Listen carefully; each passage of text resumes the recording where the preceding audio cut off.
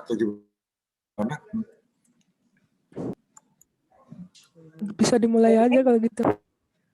Udah dimulai. Ya, dimulai Mbak Yohana. Ya, dimulai boleh Pak. Mas Bimo, saya mute dulu. Udah di-mute ya ini. Dibuka dulu sama Mbak Yohana, nanti saya ikutin aja baca apa yang saya lakukan itu kira-kira. Oh iya. Ya, selamat malam semuanya. Ini apa ya suaranya ya? Udah ya. Semuanya ini malam kedengeran. meeting pada malam hari ini akan dibawakan oleh Brade Udayo, akan membawakan musical misteris dari Borobudur ya.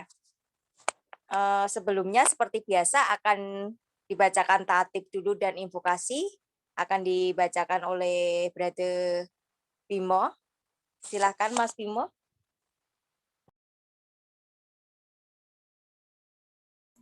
Ya, terima kasih Mbak Yohana.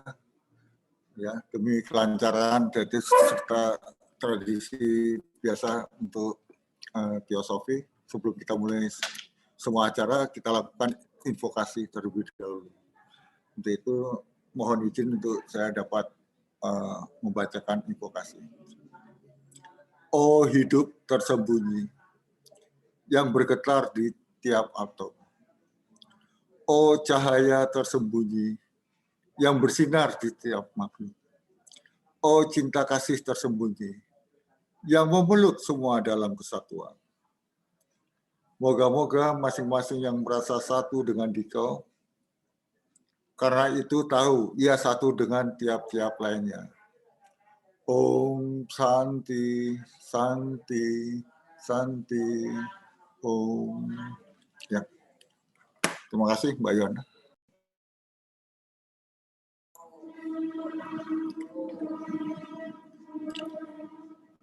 Kemudian sebelum kita mulai,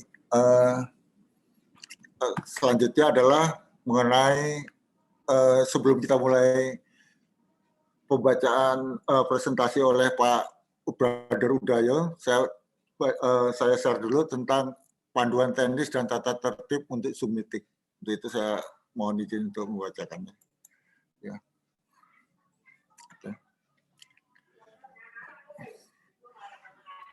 Panduan teknis dan tata tertib Zoom meeting pertama. Sudah kelihatan?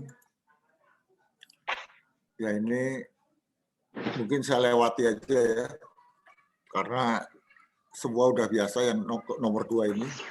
Ya, kemudian langsung ke sekarang ya. Saat bergabung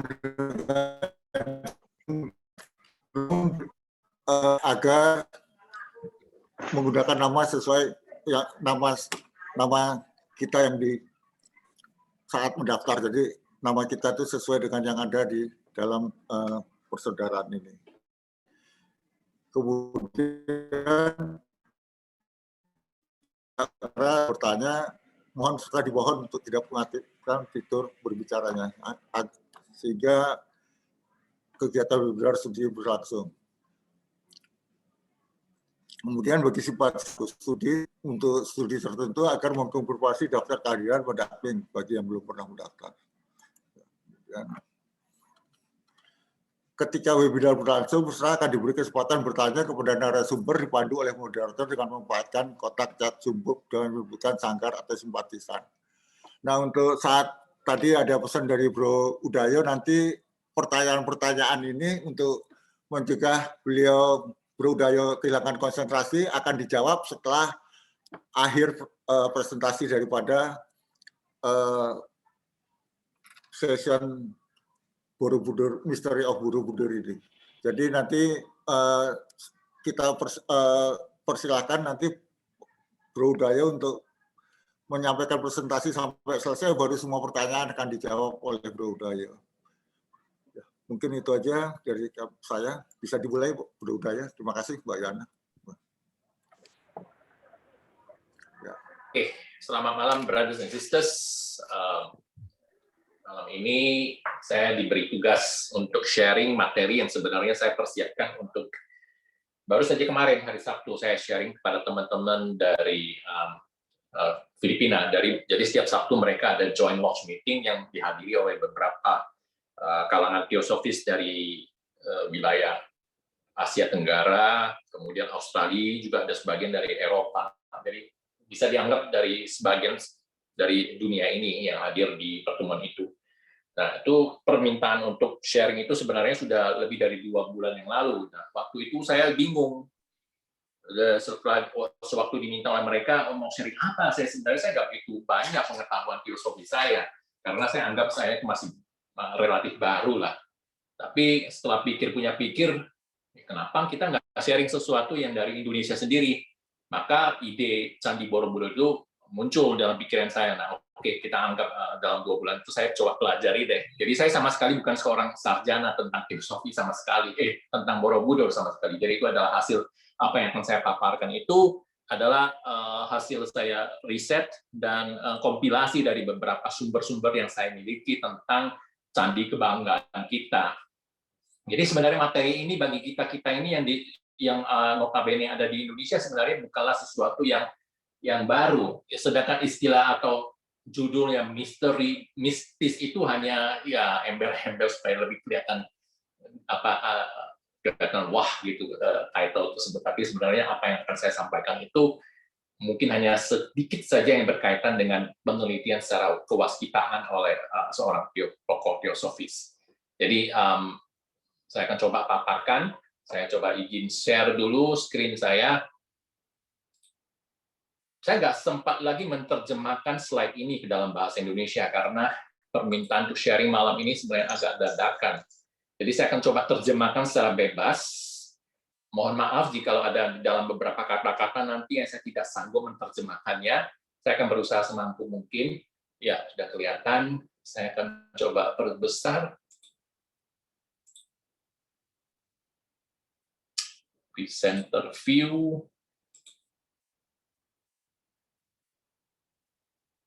Saya swap dulu. Ya, udah kelihatan. Saya coba nyalakan laser pointer karena nanti mungkin akan diperlukan laser pointer. Oke, ini kita udah tahu semua lah Candi Borobudur. Ini juga peta yang tidak perlu saya perjelas di sini karena kita semua tahu di mana itu Candi Borobudur. Kalau untuk orang-orang luar negeri mereka tidak tahu, maka saya harus menggunakan peta ini untuk explain di mana sih letak candi kita ini. Ini pandangan dari satelit, dari Google Earth. Oh ya, di sini ada link di dalam bahan presentasi saya. Kalau diklik itu nanti Bapak atau brothers and sisters akan langsung dibawa secara virtual ke Google Earth daripada ini lokasi dari Candi Borobudur. Nanti di bagian akhir dari presentasi ini, kalau brothers and sisters perlu, saya akan berikan linknya di mana bisa download. Kemarin sudah saya bagikan juga kepada teman-teman. Pada intinya pembicaraan ataupun materi yang saya sharing kemarin itu terdiri atas 3 section atau 3 bagian. Pertama itu tentang pendahuluan atau apa sih Candi Borobudur itu ditinjau dari segi sejarah, arkeologi, arsitektur, dan sebagainya. Mungkin sebagian dari kita di sini juga sudah pada tahu, jadi saya akan skip secara cepat untuk bagian dari bagian 1 ini. Kedua itu adalah tentang ajaran-ajaran yang tercantum atau yang terdapat di dinding atau relief daripada Candi Borobudur. Kemudian berbagai jenis Buddha statues, rupang Buddha yang ada di sana, dan makna-maknanya, stupa-stupa yang ada di sana, dan sebagainya. Dan yang ketiga itu adalah Borobudur itu ditinjau dari penelitian atau dari perspektif sudut pandang teosofi. Jadi kalangan teosofi itu ada beberapa orang yang pada awal-awal abad ke-20 itu yang sempat berkunjung ke Borobudur, dan kita coba cari tahu apa sih yang mereka lihat di situ.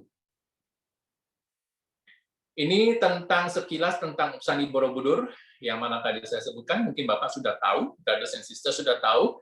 Jadi secara sekilas Borobudur itu adalah peninggalan Mahayana Buddhis dari abad ke-7, persisnya ada di Magelang. Ya, kemudian dia itu dikategorikan sebagai salah satu monumen Buddhis yang terbesar di dunia, terdiri atas 9 tingkatan, di mana 6 diantaranya berbentuk persegi, 3-nya berbentuk sirkular, lingkaran atau bulatan. dan di puncaknya terdapat satu stupa, di mana di dalam candi itu terdapat 2.672 panel relief dan sebanyak 504 Buddha statues. Dan itu dibangun di masa kerajaan ataupun dinasti Sailendra, dan desain itu mengikuti arsitektur Jawa, dan juga ada kombinasi dengan art ataupun seni dari Gupta di India. Jadi pengaruh dari India itu sangat besar sekali. Tetapi walaupun begitu, ciri khas daripada keindonesiaan itu sangat juga menyolok di sana. Dan di antara 2.672 panel itu 460 daripada sejumlah relief itu adalah bersifat naratif. Jadi itu ada ceritanya. Dan kemudian disebutkan bahwa tempel ataupun candi ini adalah salah satu monumen yang memiliki relief dalam jumlah terbesar atau terbanyak. Kemudian disebutkan juga bahwa Borobudur sempat diabaikan atau abandon setelah pada abad ke-14 itu kerajaan di Jawa pindah dari Jawa Tengah ke Jawa Timur, dan juga ada pengaruh daripada konversi agama pada saat itu. Dan pengetahuan tentang eksistensi dari ini baru muncul lagi setelah Thomas Stamford Raffles pada 1814 mendapatkan informasi tentang keberadaan daripada monumen tersebut yang tersembunyi di hutan belantara. Dan ini adalah tentang konstruksi. Sekilas di sana dikatakan bahwa tidak ada catatan yang secara spesifik membicarakan tentang konstruksi, catatan sejarah maksudnya ya, tentang konstruksi Borobudur ini, dan durasinya untuk pembangunannya itu oleh para ahli hanya bisa dikira-kira dengan memperbandingkan antara inskripsi yang terdapat pada relief yang tersembunyi pada kaki Borobudur dengan inskripsi atau prasasti yang terdapat oleh yang merupakan peninggalan daripada kerajaan dari abad ke-8 dan ke-9. Sehingga diestimasikan bahwa bangunan ini dibangun pada tahun 764, dan itu bersesuaian dengan periode di mana masa berkuasanya dinasti Sailendra dari 760 sampai 830.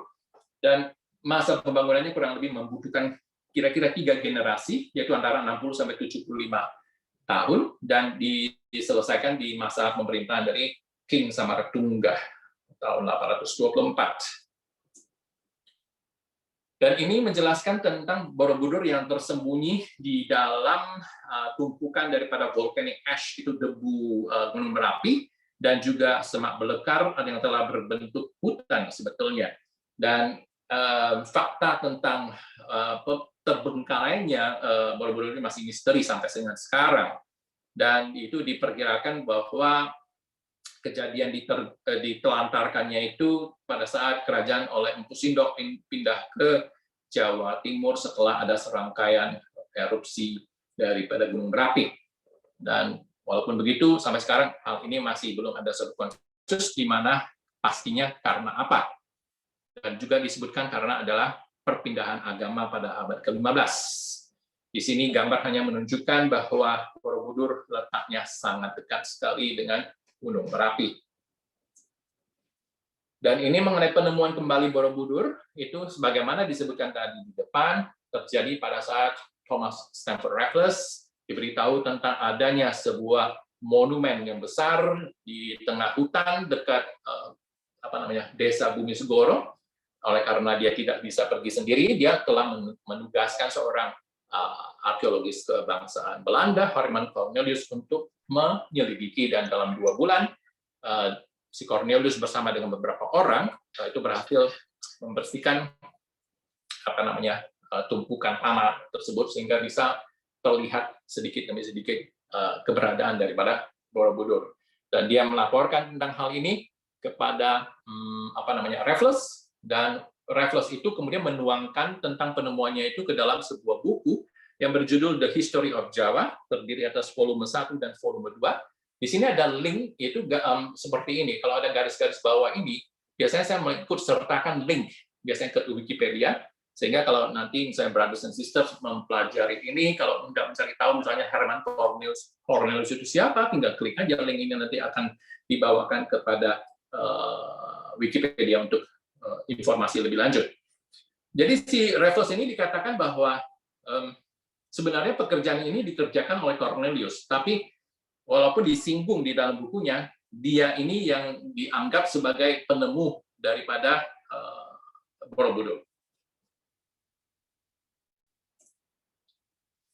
Berkaitan dengan rediscovery of Borobudur, di sini disebutkan bahwa apresiasi pada saat itu berjalan agak lamban, sehingga keberadaan dari Borobudur itu menjadi sumber income bagi mereka ini yang merupakan pemburu souvenir atau harta karun, atau bisa disebut sebagai pencuri sebetulnya. Nah, Borobudur itu dianggap sebagai sumber souvenir, dan banyak sekali bagian daripada sculptures ataupun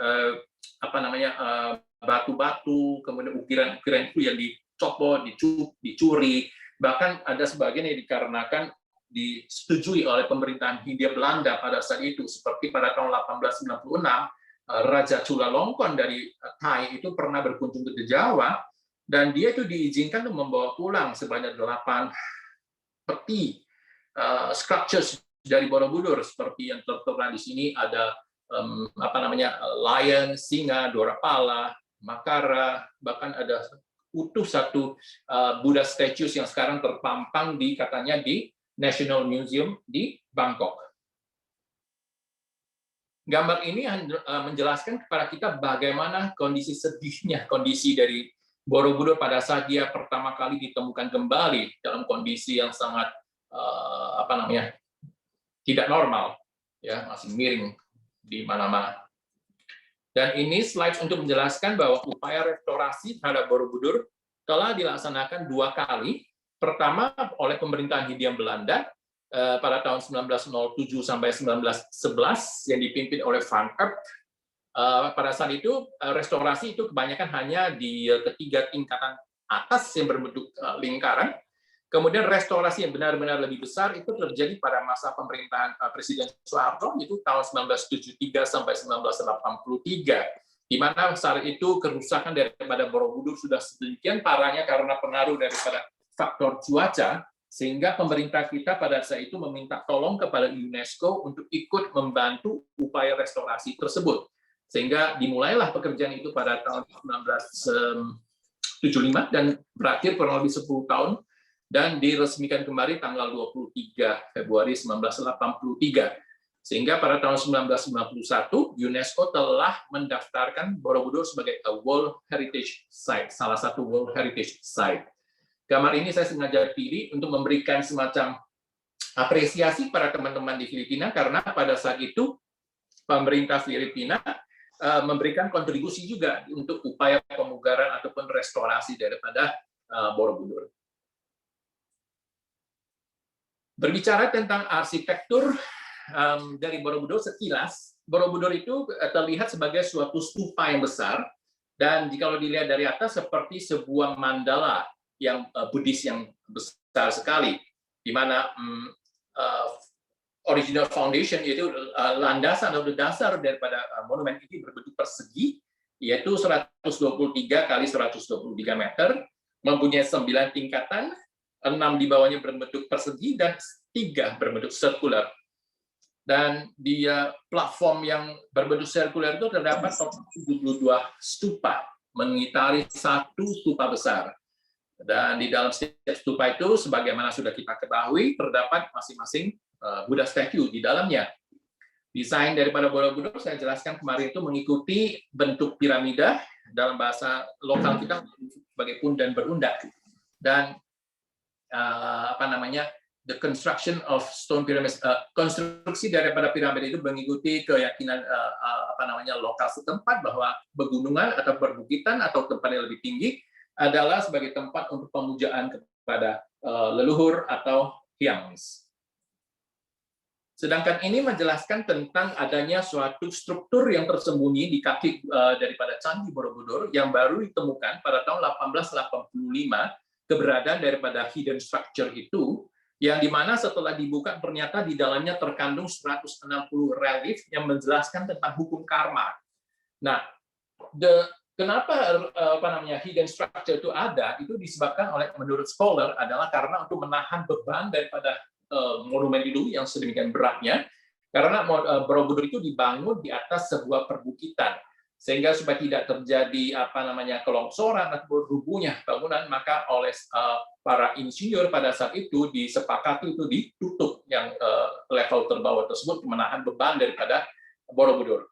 Tetapi pada tahun 1890 setelah ditemukan kaki yang tersembunyi itu dibuka untuk difoto dan kemudian ditutup kembali, kecuali bagian ada 4 panel yang terbuka di sebelah timur atau di dekat dengan sisi selatan. Ini kembali saya ambil dari Google Earth atau Google Maps, di mana menunjukkan keberadaan daripada relief yang tersembunyi, tetapi yang tersisa 4 yang terbuka tadi. Dan ini adalah link untuk diklik kalau misalnya brothers and sisters hendak mencari tahu atau terbang ke sana secara virtual, tinggal klik link tersebut.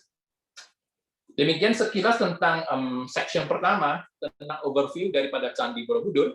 Sekarang saya akan masuk ke seksi kedua, yang berisi tentang apa yang terkandung atau diajarkan di dalam relief-relief ataupun isi daripada Borobudur tersebut. Disebutkan di sini bahwa Borobudur itu dikonstruksi sedemikian rupa sehingga dia mempunyai beberapa lantai atau terraces, dan di mana setiap lantai itu memperlihatkan suatu arsitektur yang sangat intricate yang dimulai dari bawah dengan ornamen bas relief yang sangat padat sehingga ke bagian yang sirkular yang lebih longgar atau lebih lapang. Di mana keempat daripada terrace, dinding daripada terrace itu adalah terisi dari ukiran-ukiran bas reliefs. Di mana bas relief daripada Borobudur itu memperlihatkan adegan daripada kehidupan sehari-hari di abad ke-8 di zaman dahulu, baik dari kehidupan di istana kerajaan, baik kemudian kehidupan daripada masyarakat ada di hutan maupun kepada di desa. Dan itu juga semua gambaran-gambaran atau ukiran-ukiran itu merupakan suatu sumber referensi bagi para sejarawan jikalau mereka hendak melakukan riset terhadap subjek-subjek atau materi-materi tertentu seperti tentang arsitektur, persenjataan, ekonomi, fashion, dan kemarin baru beberapa hari yang lalu ada Sound of Borobudur di mana mereka melakukan replika daripada alat-alat musik, kurang lebih ada 50 kalau tidak salah kemarin. Itu dipimpin oleh ada Mbak Tri Utami di situ, kemudian ada Dewa Bujana, mereka memainkan instrumen-instrumen yang yang ditemukan di relief Borobudur tersebut. Nah, itu jadi semuanya itu merupakan suatu sumber referensi untuk mempelajari kehidupan di abad ke-8 itu.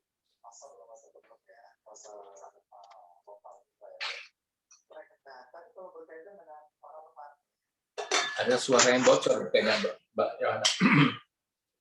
Mengenai naratif relief panels di Borobudur itu diambil dari beberapa Buddhist sutra atau discourse daripada Tathagata atau Sang Buddha, dan terutama terdiri atas 5 kategori utama ajaran yang terdapat di relief panel, yaitu Karma Vibhanga, Lalita Vistara, Jatakamala, Awadana, dan Gandavyuha.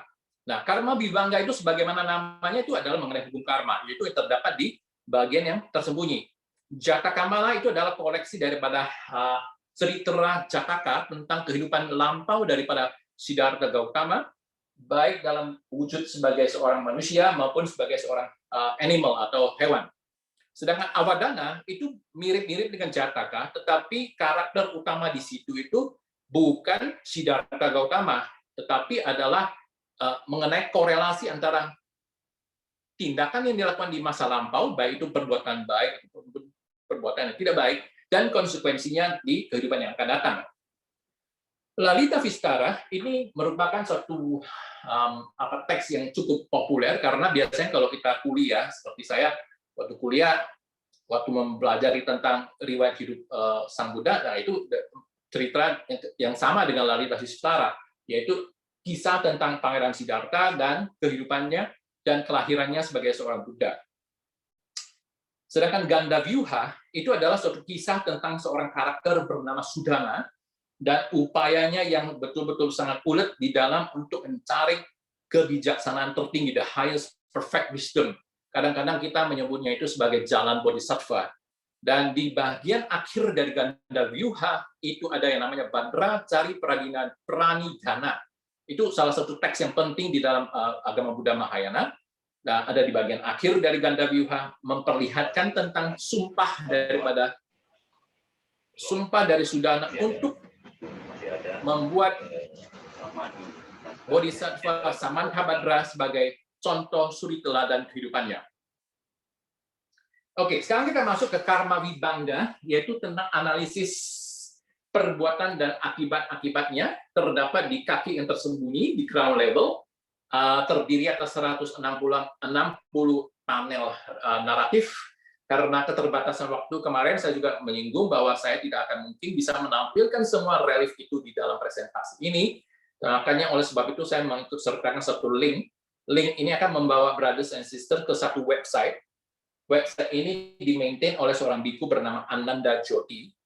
Beliau ini seorang biku dari UK. Dia menghabiskan waktu yang sangat lama dan sangat banyak di Candi Borobudur untuk memfoto setiap relief yang ada di Candi Borobudur ini. Dan dia bekerja sama dengan Yayasan Hipasiko. Mereka telah menerbitkan koleksi buku tentang relief-relief di Candi Borobudur. Di bagian akhir dari presentasi ini ada saya ikut sertakan link di Tokopedia kalau misalnya brothers and sisters mau beli seperti ini, bukunya ada 5 set seperti ini. Semua relief, foto-foto relief dan deskripsinya itu ada di buku tersebut, baik dalam bahasa Indonesia maupun bahasa Inggris. Ini adalah cross section dari Borobudur memperlihatkan di mana karma vibangga. Karma vibangga sebanyak 160 relief ada di hidden base ini. Dan ini adalah top view, dilihat dari atas. Karma vibangga perlu dicatat tidak bisa lagi dilihat sekarang karena sudah tertutup kecuali yang 4 ini ya. Ya ada di dekat Eastern Gate dan juga dengan Southern Gate, ada 4 di sini. Dan sebagaimana brothers and sisters sudah tahu, kalau mau melakukan pradaksina mengelilingi Candi Borobudur itu selalu mulai dari pintu yang timur dan kemudian berjalan searah jarum jam, karena reliefnya juga dimulai dengan konsekuen atau urutan seperti itu. Di sini contoh yang saya ambil adalah tentang perbuatan yang bisa mengakibatkan seseorang terlahir dengan umur yang pendek. Nah, sebagaimana dari Karma Vibangga Sutta itu disebutkan di situ ada 10 kelompok perbuatan yang bisa menimbulkan seseorang terlahir dengan usia yang pendek. Dan contoh yang saya ambil untuk relief di slide berikutnya itu adalah dari poin nomor 7, yaitu seseorang yang melakukan tindakan aborsi. Kita lihat slide-nya, panelnya seperti apa. Ini dari panel nomor 3. Deskripsi daripada panel ini ada di buku tadi dan saya ambil, yaitu merusak kehidupan yang ada di dalam rahim itu akan menimbulkan kehidupan yang usia pendek. Jadi di sebelah kanan ini diperlihatkan adalah seseorang akan meninggal menjelang ajal, dikelilingi oleh beberapa orang. Mereka memang tidak terlihat sebagai tindakan sedang melakukan pembunuhan, tetapi itu diinterpretasikan bahwa kedua orang ini seolah-olah enjoying the death of the enemies, jadi mengenjoy musuhnya yang sedang menjelang kematian. Jadi ini seperti itu, encouraging or praising the death of enemies is intended. Dan di bagian tengah ini kita melihat adalah tindakan aborsi, tindakan yang seolah-olah seperti tindakan aborsi, dan orang-orang yang berdiri di samping itu seolah-olah berbicara tentang baik saja itu aborsi, in praise of abortion.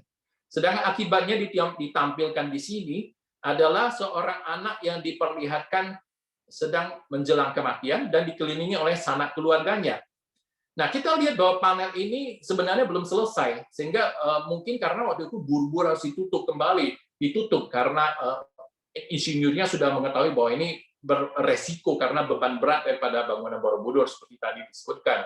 Nah, kita lihat mereka akan sequence ataupun urutannya itu mereka melakukan outlining apa yang hendak mereka pahat, kemudian mereka akan pahat, dan baru terakhir adalah adding the telling details. Contoh berikut, perbuatan yang bisa menimbulkan seseorang terlahir dengan wajah yang tidak cakep.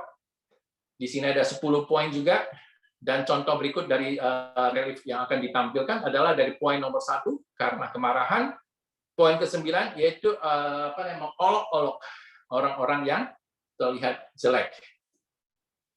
Panel nomor 21 ini disebutkan bahwa adalah salah satu panel yang terbuka untuk bisa dilihat sekarang, yaitu tentang ugliness. Deskripsinya adalah kemarahan menuntun kepada terlahir dengan wajah yang jelek. Dengan melihat penempatan pohon, jadi di sini ada 2 pohon yang kita lihat ya.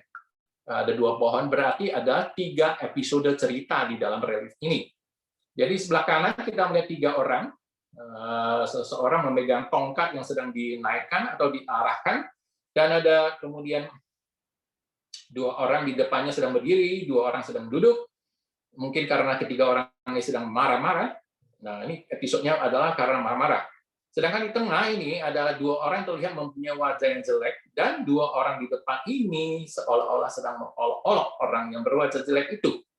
Dan sebagai akibatnya adalah di sebelah kiri, semuanya terlihat mempunyai wajah jelek karena sebagai konsekuensi daripada perbuatan yang ada di sebelah kanan ini.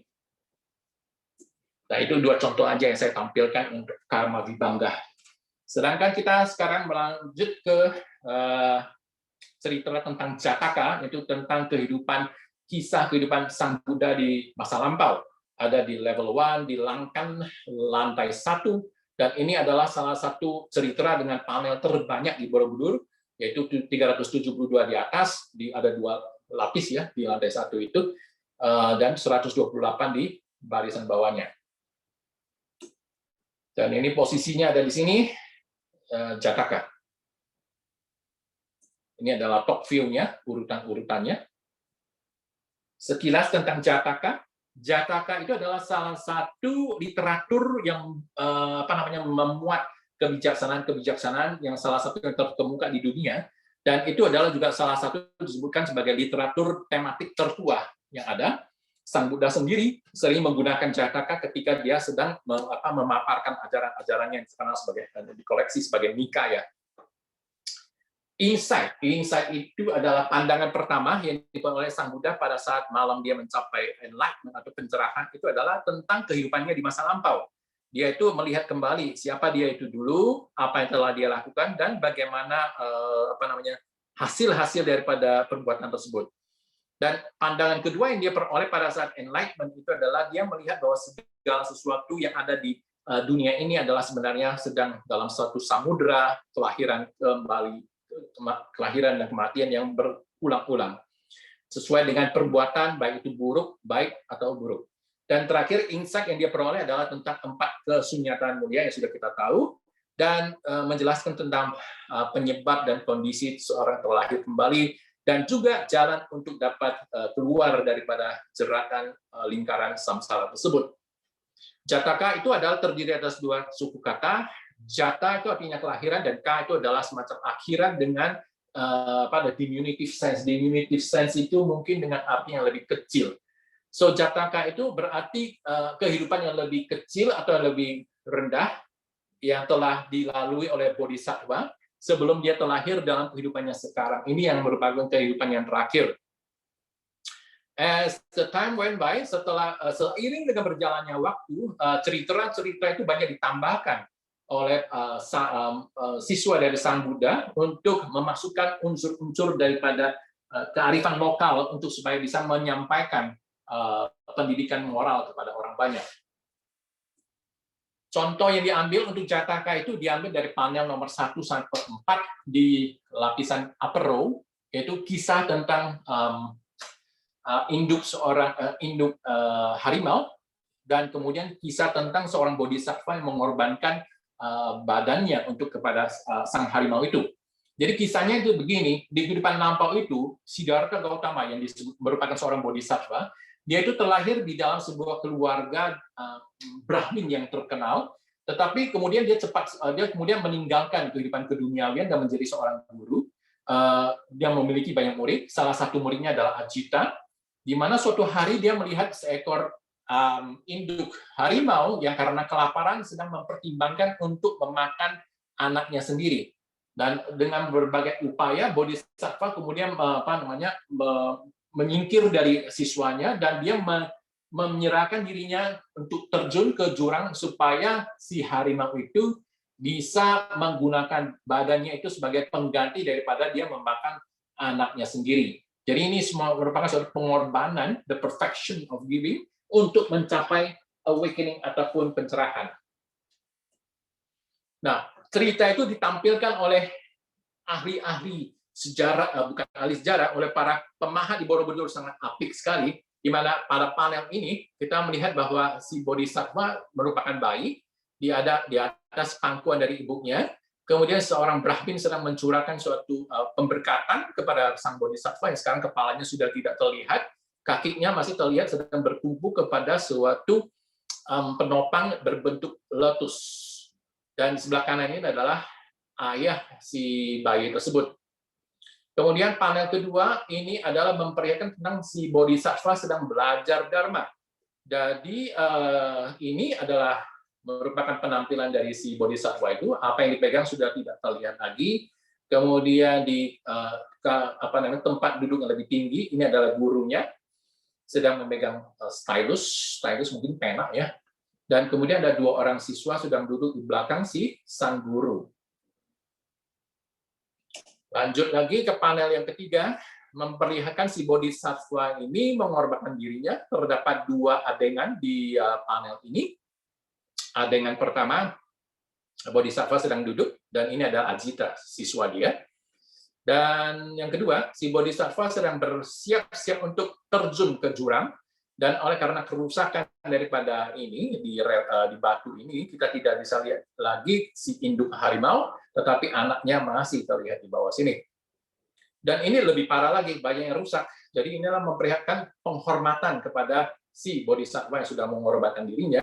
Jadi kita melihat di sini ada 3 orang siswa, kemudian 3 orang dewa di sini, dan mereka sedang memberikan penghormatan terakhir kepada sang Bodhisattva. Sedangkan panel-panel yang ada di lapisan bawah itu lebih parah lagi, banyak sekali yang rusak. Mereka tidak bisa lagi identifikasi apa cerita yang ada di sini, dan oleh sebab itu ya banyak sekali yang tidak bisa kita kenali apa ajaran yang ada di sana. Ini contoh dari panel nomor 2, 34, 115 dan 121. Sedangkan ini sekarang kita berlanjut ke Awadana tentang tradisi Bodhisattva. Terdiri atas 120 panel dan 100 panel, dan kembali lagi ada link untuk melihat gambar lengkapnya nanti di website. Posisi dari Awadana ada di sini, di level 2 dan di level 1. Ini adalah top view-nya. Sekilas tentang Awadana, literatur Awadana adalah suatu koleksi yang besar tentang cerita-cerita atau kisah tradisional yang telah digunakan secara beberapa generasi untuk mengilustrasikan tentang pekerjaan atau hasil perbuatan dari para karma dan kelahiran kembali. Sebagaimana Jataka, di mana kebanyakan cerita itu memperlihatkan tentang bagaimana perbuatan di masa lampau mempunyai dampak atau pengaruh bukan hanya di kehidupan itu, tetapi juga kehidupan yang akan datang. Dan variasi yang ada di Awadana adalah bahwa perbuatan yang dilakukan sekarang itu telah diprofesize atau diprediksi bagaimana akibatnya di kehidupan yang akan datang. Jadi rentang waktu di Jataka ini, di Awadana ini adalah lebih panjang daripada Jataka yang sebelumnya, karena dia mencakup kehidupan masa akan datang. Tidak seperti Jataka, di mana fokus utama di Jataka adalah untuk hanya kehidupan daripada Siddhartha atau Buddha Gautama, tetapi di sini di Awadana dia itu bisa mencakup Pacceka Buddha, bisa mencakup murid-murid daripada orang-orang suci, daripada Sang Buddha, dan kehidupan lampaunya. Jadi lebih ekstensif skopnya dibandingkan kisah-kisah Jataka. Jadi sejak awal Buddha Dharma, kisah-kisah seperti ini sudah banyak digunakan untuk memberikan pendidikan moral, cosmological kepada para pengikut-pengikut yang ada, sehingga pengikut sertakan ajaran-ajaran moral. Nah, kisah yang diambil untuk contoh di presentasi ini adalah kisah tentang Raja Sibi dan burung merpati yang ada di panel 56 sampai 57. Jadi kisahnya itu begini. Suatu waktu si Bodhisattva terlahir sebagai seorang Raja Sibi. Pada saat itu kehidupan Sakra itu disebutkan sebagai pimpinan daripada para dewata. Kalau di orang Chinese mungkin ini namanya Qigong gitu. yang telah mencapai akhir, sehingga dia berharap untuk bisa melihat seorang Buddha. Tetapi saat itu tidak ada Buddha yang eksis. Sehingga Wiswakarma, yang disebut sebagai arsitek dari para dewata, memberitahu tentang adanya seorang bodhisattva. Nah, Sakra, sebagaimana disebutkan dalam cerita tadi, memutuskan untuk menguji sang raja yang disebut sebagai bodhisattva itu untuk melihat bagaimana resolusinya itu cukup tidak untuk mencapai seorang Buddha. Oleh sebab itu dia menyamar bertransformasi menjadi seekor burung merpati dan Wiswakarma menjadi seekor burung elang. Dan mereka berdua mendekati si bodhisattva. Nah, si burung merpati dia berlindung di bawah tangannya si sang raja, sedangkan si burung elang dia hinggap di atas sebuah pohon dan meminta si merpati itu dari raja.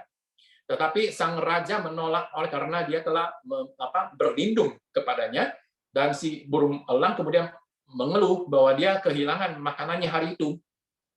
Dan sang raja tidak ingin mengakibatkan makhluk lain terbunuh, sehingga dia memutuskan untuk memotong sendiri dagingnya untuk diberikan kepada si elang tadi. Tetapi ternyata si elang meminta beban atau berat utuh dari seekor burung merpati tersebut diberikan kepadanya, sehingga diambillah sebuah timbangan. Tetapi walaupun seberapa banyak pun daging yang dipotong dari tubuhnya si raja, tidak akan bisa mengimbangi beban ataupun beratnya dari burung merpati tersebut. Sehingga akhirnya Sakra mencari yakin bahwa ini benar adalah seorang bodhisattva, dan Wiswakarma kemudian meminta kepada si Sakra agar menyembuhkan sang raja. Tetapi si raja telah membuat deklarasi kebenaran bahwa dia tidak akan keluar daripada sumpahnya pada saat dia memotong dagingnya tersebut, dan sebagai kebenaran itu dia akhirnya disembuhkan sendiri, dan para dewa dan yang hadir sangat bersukaria dengan kejadian tersebut. Nah, ini dituangkan dalam bentuk panel seperti ini yang sangat cantik, elok sekali. Nah, sebelah kanan itu kita lihat sang raja sedang duduk di singgasananya. Kita lihat seekor merpati ada di sini. Ya, si merpati ada di sini. Di sini hinggaplah si burung elang tadi. Ini semua adalah petugas-petugas kerajaan. Nah, ini episode memperlihatkan si timbangan di bawah, di mana merpati ditimbang, dan di sini diasumsikan adalah daging daripada sang raja. Nah, ini walaupun tidak terlihat secara jelas, tetapi kenyataannya adalah sebenarnya si merpati ini lebih berat daripada daging dari sang raja. Dan panel berikut memperlihatkan para dewata manusia bersukacita karena sang raja telah berhasil melewati ujian tersebut. Itu mengenai Awadana. Sekarang Lalita Vistara yang saya sebutkan tadi mengenai kisah hidup daripada Sang Buddha Gautama yang umumnya kita ketahui karena itu banyak diajarkan kalau kita waktu belajar di sekolah. Di sini ada 120 relief panel dan agak banyak yang saya ikut sertakan dalam presentasi ini. Lokasinya ada di sini, Lalita Vistara. Ini pandangan dari atas. Sekilas tentang Lalita Vistara. Lalita Vistara adalah salah satu central teks utama daripada tradisi Mahayana. Dia menceritakan tentang kisah-kisah tradisional yang ditemukan di semua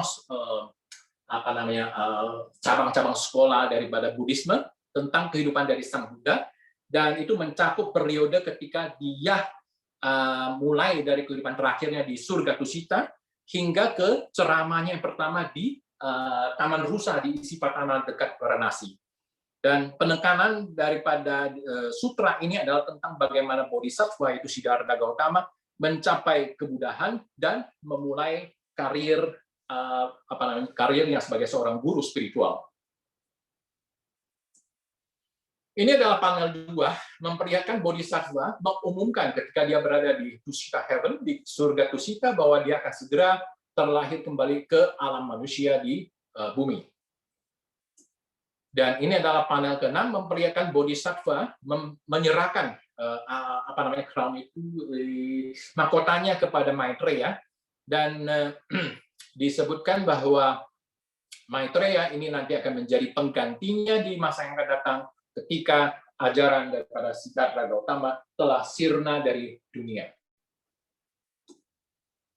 Panel ke-13 memperlihatkan walaupun tidak begitu jelas karena pengaruh waktu ya, banyak sekali yang sudah tererosi. Jadi memperlihatkan bagaimana bodhisattva memasuki rahim daripada ibundanya Queen Maya. Dan ini adalah panel 28, lebih tidak jelas lagi, memperlihatkan ketika Queen Maya melahirkan, di mana dikisahkan bahwa sang bodhisattva itu berjalan 7 langkah di 6 penjuru, dan di setiap tapak langkah kakinya muncul bunga teratai untuk menyokongnya. Ini adalah panel 57 ketika Siddhartha pertama kali keluar dari istana kerajaan, dia bertemu dengan orang sakit. Karena selama ini dia dikungkung di istana kerajaan yang penuh dengan kemewahan, dia tidak tahu ada yang namanya orang sakit. Kemudian panel 58, dia melihat seseorang yang meninggal. Panel 59, dia bertemu dengan seorang pertapa, asketik. Panel 64, dia memperlihatkan dia memutuskan untuk meninggalkan istana kerajaannya. Panel 76 yang memperlihatkan ketika dia pertama kali berlatih tapa brata bersama dengan 5 orang teman yang pertama kalinya. Panel 95 memperlihatkan Dewa Mara mengirim utusan anak-anak gadisnya untuk menggoda Siddhartha Gautama. Kemudian panel 96, Bodhisattva itu mencapai pencerahan agung dan menjadi seorang Buddha.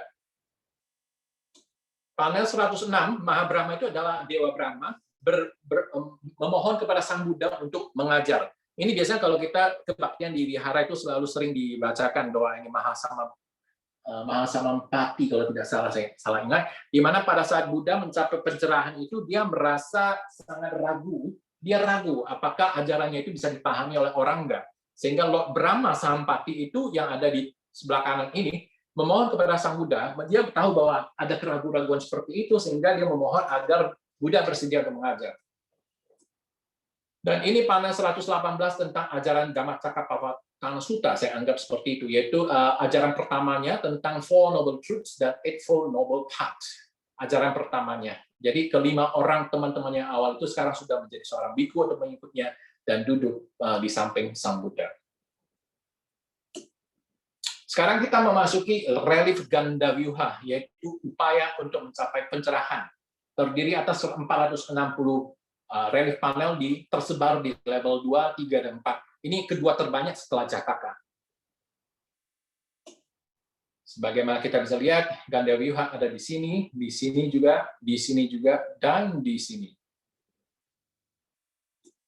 Ini lihat dari atas, sekilas tentang Gandavyuha. Gandavyuha di bahasa Inggris itu diterjemahkan sebagai The Excellent Manifestation Sutra, adalah salah satu kitab suci yang utama dari tradisi Mahayana dan merupakan bagian terakhir atau kulminasi daripada Avatamsaka Sutra atau bahasa Inggrisnya Flower Ornament Scripture. Terdiri atas 39 kitab yang mendeskripsikan tentang tahapan-tahapan dalam jalan untuk mencapai bodhisattva.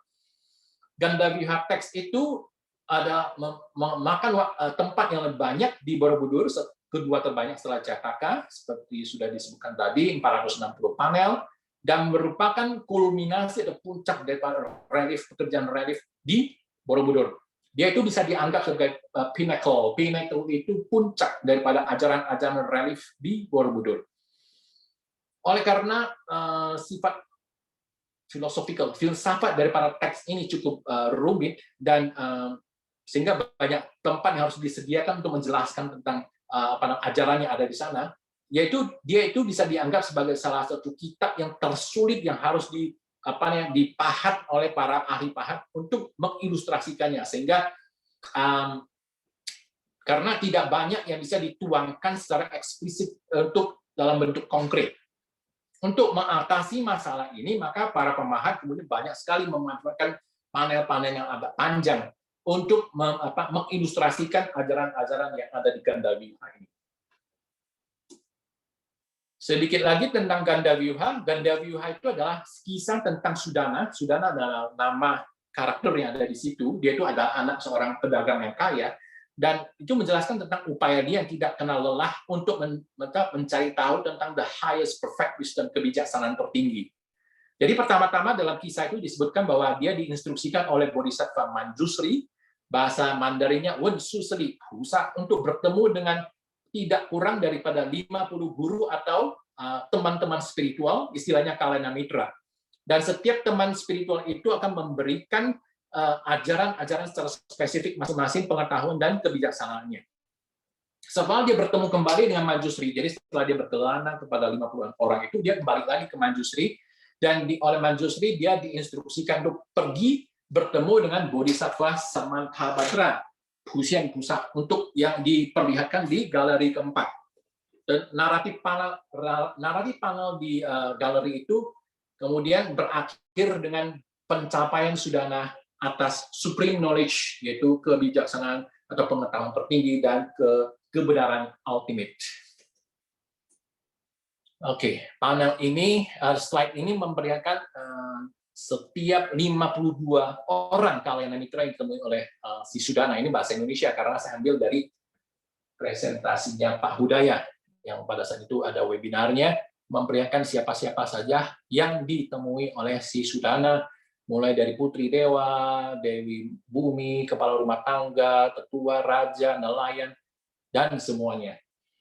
Jadi intinya adalah bahwa ajaran-ajaran spiritual itu bisa di-convey atau bisa diberikan oleh profesi apa saja, baik rumah tangga, politikus, profesional, sarjana, dan sebagainya, di mana 21 daripada 52 orang ini adalah wanita. Ini urutan dari pertemuan Sudana dengan kalena mitra, sebagaimana bisa melihat mulai dari Manjusri, kemudian dia juga bertemu dengan Avalokiteshvara, Kuan Yin, dia juga bertemu dengan Shiva, dia juga bertemu dengan ibunda dari Siddhartha Gautama, kemudian Maitreya, dan balik lagi ke Manjusri. Contohnya ada panel 16, di mana Manjusri memberi instruksi kepada Sudana. Dia pertama kali muncul Sudana di panel Gandawira itu mulai dari panel 16. Jadi di sini Manjusri adalah ini yang di tengah, dia memberi instruksi. Sudana ada di sini. Sudana ini berdiri di bawah payung, di bawah kakinya ada 3 kantong uang, itu menunjukkan dia itu seorang orang-orang adaan dah.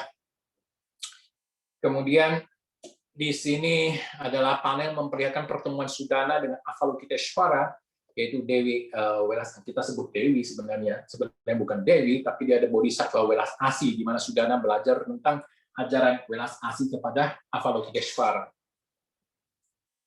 Di sini adalah panel memperlihatkan pertemuan Sudana dengan Mahadewa atau Shiva.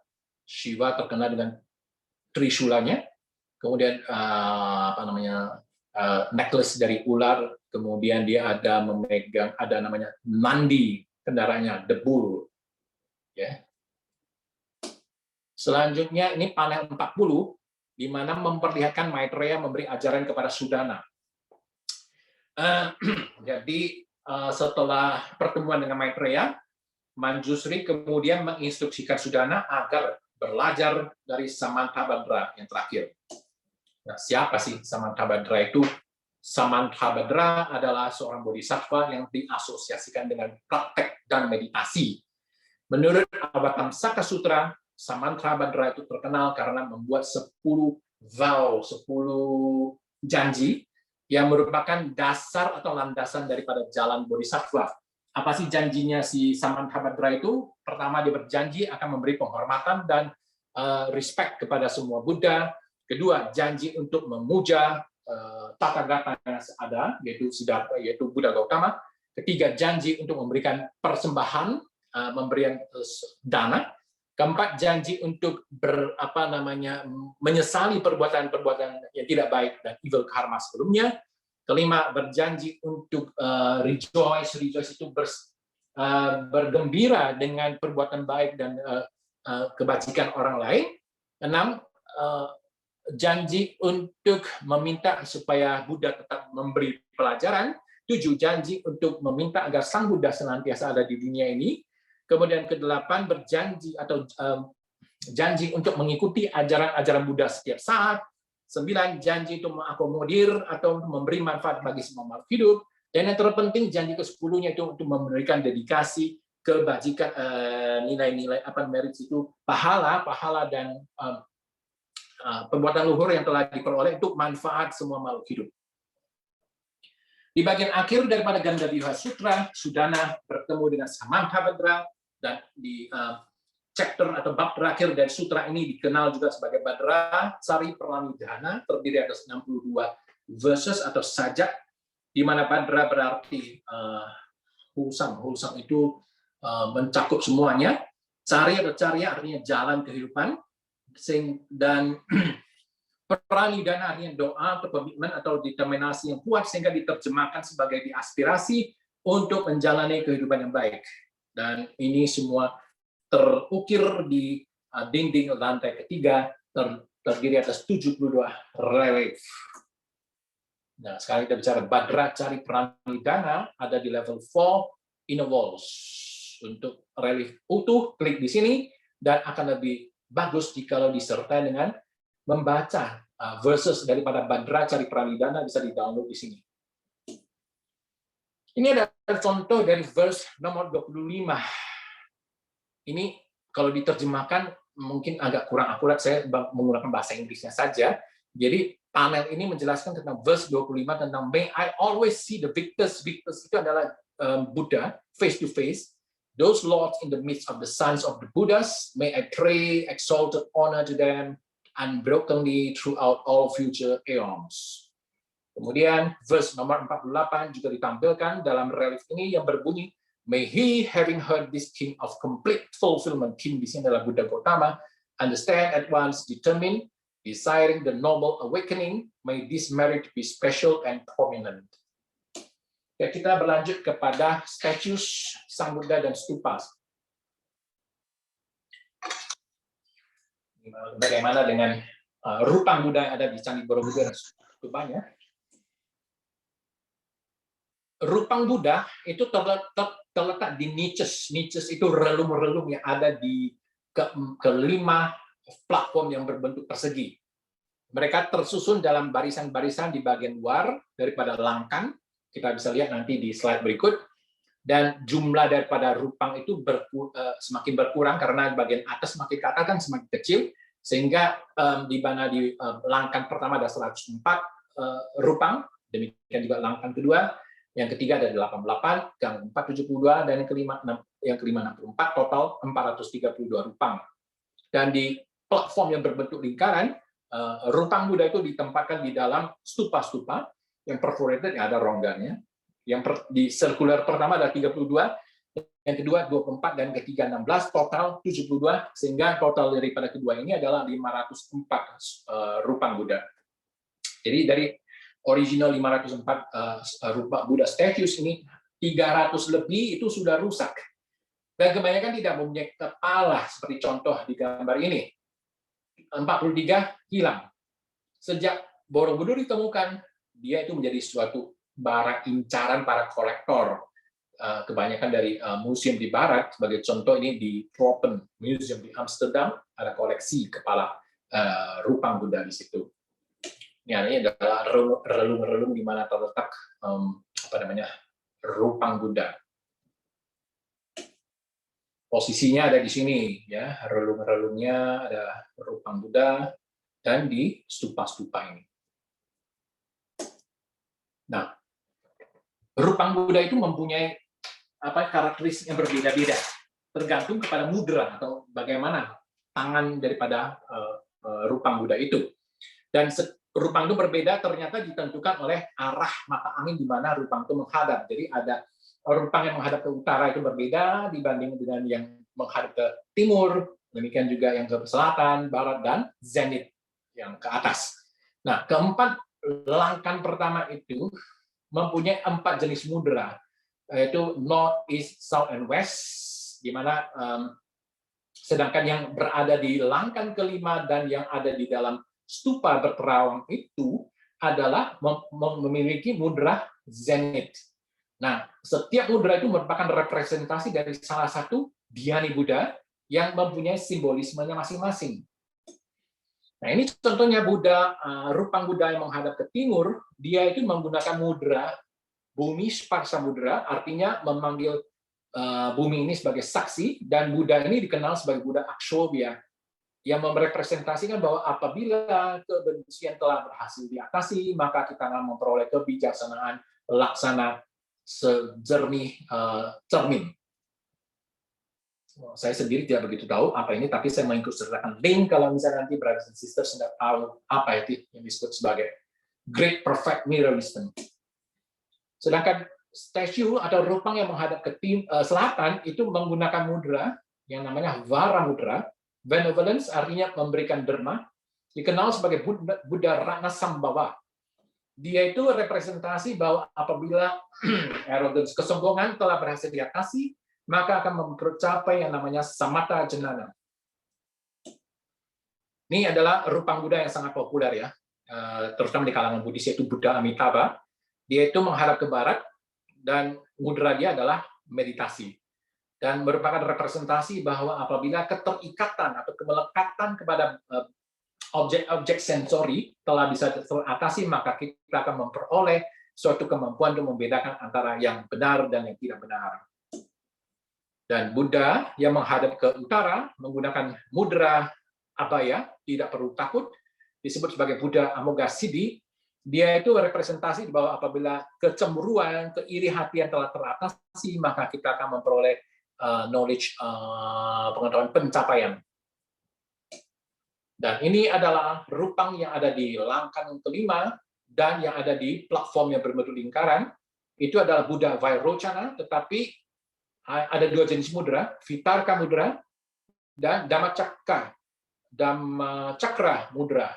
Ini Vitarka mudra itu ada di langkah yang kelima, ya kalau tidak salah, iya, artinya reasoning and future. Sedangkan 72 rupang yang ada di stupa berterawang itu adalah Buddha Vairocana dengan Dhammacakra mudra atau pemutaran roda dharma. Dan Buddha Vairocana adalah representasi dari bahwa apabila kesalahpahaman dan keraguan-raguan telah berhasil diatasi, maka kita akan mencapai pengetahuan realitas tertinggi. Dan ada dua jenis stupa di Candi Borobudur, stupa berterawang dengan berbentuk diamond shape, ya, itu terdapat di platform sirkular yang satu dan kedua, total ada 56. Dan stupa berbentuk stupa stapada berbentuk rectangle holes ini adalah ada di circular platform yang paling atas, terdapat sebanyak 16 stupa. Sedangkan stupa induknya, stupa Dharmakaya adalah yang terbesar di Candi Borobudur, tidak ada lagi rongga-rongganya, diameter kurang lebih 9,9 meter, tinggi 7 meter, dan disebutkan di sini yang dari studi yang saya pelajari bahwa pada saat restorasi pertama itu ditemukan di dalamnya ada sebuah rupang Buddha yang belum selesai. Dan perlu kita catat di sini bahwa pada saat Borobudur ditemukan kembali, stupa utama itu sudah dalam keadaan terbuka. Jadi walaupun original location daripada unfinished Buddha ini tidak merupakan materi yang masih diperdebatkan hingga sekarang, tetapi ada sarjana yang berpendapat bahwa kemungkinan dia memang ada di dalam stupa induk, sehingga daripada dihancurkan, sarjana berpendapat bahwa pada saat itu di masa pembangunan, para insinyur berpendapat daripada menghancuri Buddha rupang ini, mereka tempatkan lagi ke dalam stupa induk ini. Tetapi itu adalah salah satu teori yang ada, sampai sekarang belum ada konklusinya. Nah, rupang yang tidak selesai ini sampai sekarang bisa terlihat di museum yang ada di dekat Candi Borobudur.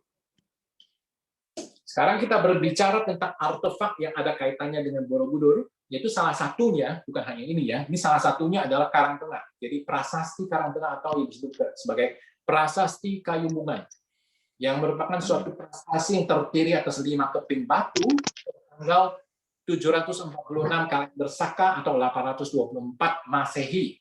Ditemukan di Temanggung, tertulis dalam 2 jenis bahasa, tertulis dalam bahasa Ancient Javanese Script, dalam 2 bahasa Old Javanese dan Sanskrit.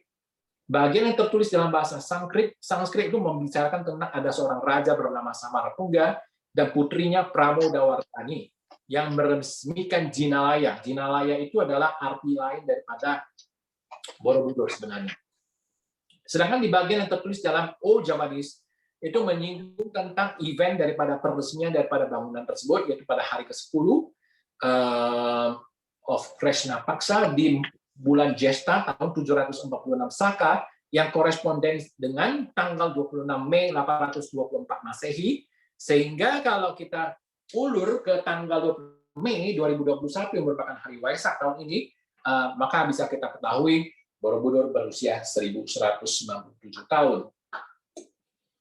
Sedangkan literatur lainnya ada kaitannya juga dengan Borobudur adalah Sanghyang Kamahayanikan, yaitu merupakan suatu literatur dari orang Jawa kuno yang merupakan tritis ataupun ajaran Buddhis esoterik di tantric esoterik Buddhist treatise yang menjelaskan tentang Buddhisme Jawa, arsitektur dan ikonografi. Dan title ini, jika diterjemahkan secara literal, itu adalah kitab suci berkaitan dengan praktek Mahayana. Nah, dari literatur ini, para sarjana berpendapat bahwa Borobudur bisa diinterpretasikan sebagai suatu perwujudan map atau peta 3 dimensi dari ajaran-ajaran yang tertuang di Sanghyang Kamahayanikan yang terdiri atas 4 langkah atau stages program untuk mencapai pencerahan. Oke, sekarang kita masuk ke section yang ketiga, yaitu perspektif dari sisi teosofi tentang Borobudur. Ini materi yang agak sulit diperoleh karena materinya cukup langka, jadi hanya segelintir yang berhasil saya koreksi. Di sini ada keterangan bahwa Madame Blavatsky pada tahun 1853 pernah pergi ke England atau UK melalui Jawa, dan lagi pada tahun 1858 dia kembali stop by di Jawa dalam perjalanan pulangnya ke Rusia. Tetapi tidak ada catatan apakah beliau mampir ke Candi Borobudur. Karena buku-buku yang ada, terakhir saya lihat di Personal Memoirs of H.P. Blavatsky, karangan Mary Neff, itu hanya satu baris, satu kalimat aja yang menjelaskan bahwa Master menginstruksikan Blavatsky untuk pergi ke Jawa untuk satu urusan, tetapi urusan apa tidak dideskripsikan di sana. Kemudian Leadbeater pertama kali berkunjung ke Jawa pada tahun 1911, dan lagi kedua kalinya pada 1929. Dia berkeliling di Pulau Jawa, dan dia menulis beberapa artikel tentang Jawa dipublikasikan di majalah Australian Theosophist yang kemudian dikompilasi menjadi buku yang berjudul yang sudah diterjemahkan juga, saya lihat di bahasa Indonesia, The Occult History of Java. Dan Gina Rajadasa di dalam buku The Occult History of Java menyinggung bahwa dia pernah ke Borobudur pada tahun 1919. Dan yang terakhir, ini adalah satu-satunya sumber yang lebih banyak menceritakan tentang Borobudur dalam perspektif sebagai clairvoyant, yaitu oleh Geoffrey Hodgson pada tahun 1933. Dia bersama istri pernah pergi ke Manila, Jawa, Singapura, Malaya, Ceylon, dan India. Dan ini dari majalah Theosophist tahun 1934 keterangan itu diperoleh.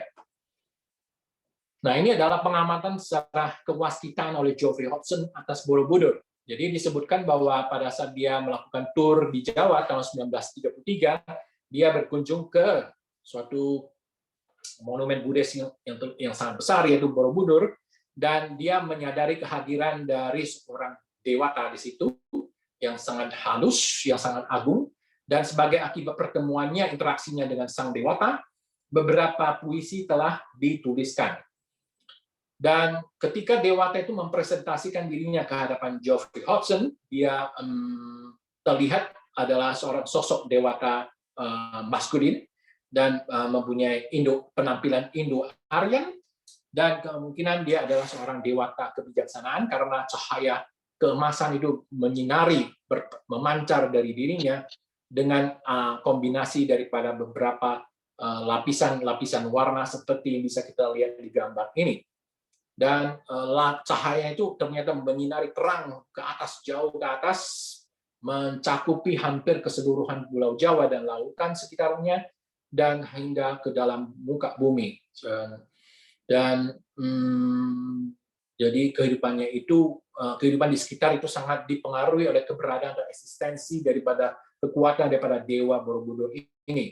Dan menurut Hodgson, kemungkinan dia adalah kepala daripada kehidupan dewa-dewi yang ada di Pulau Jawa, dan surrounding seas atau lautan sekitarnya adalah memang merupakan seorang dewa king. Di bagian daripada central auranya terdapat hot form daripada Lord Buddha duduk dalam pose meditasi.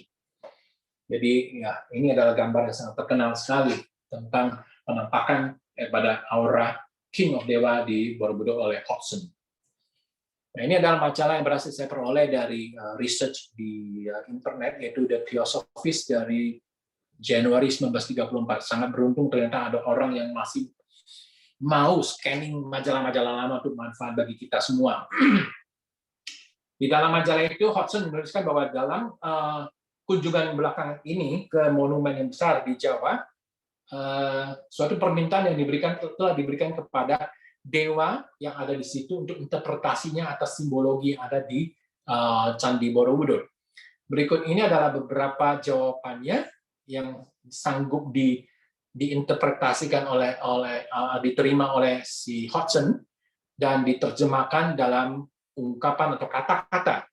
Jadi bisa disebutkan bahwa sangat banyak sekali kebijaksanaan-kebijaksanaan yang mendalam dan keindahan daripada jawaban sang dewata itu ternyata tidak bisa dituangkan sebegitu saja dalam bentuk tulisan.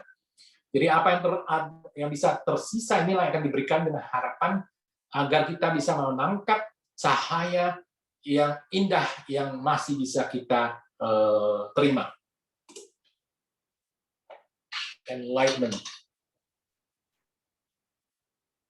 Ini adalah poem atau puisi tentang enlightenment.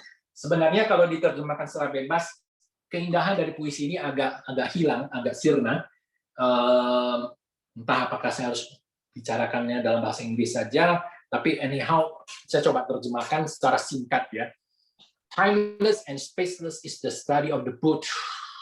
Jadi studi tentang Buddha itu adalah sesuatu yang tidak mengenal waktu dan tidak mengenal ruang.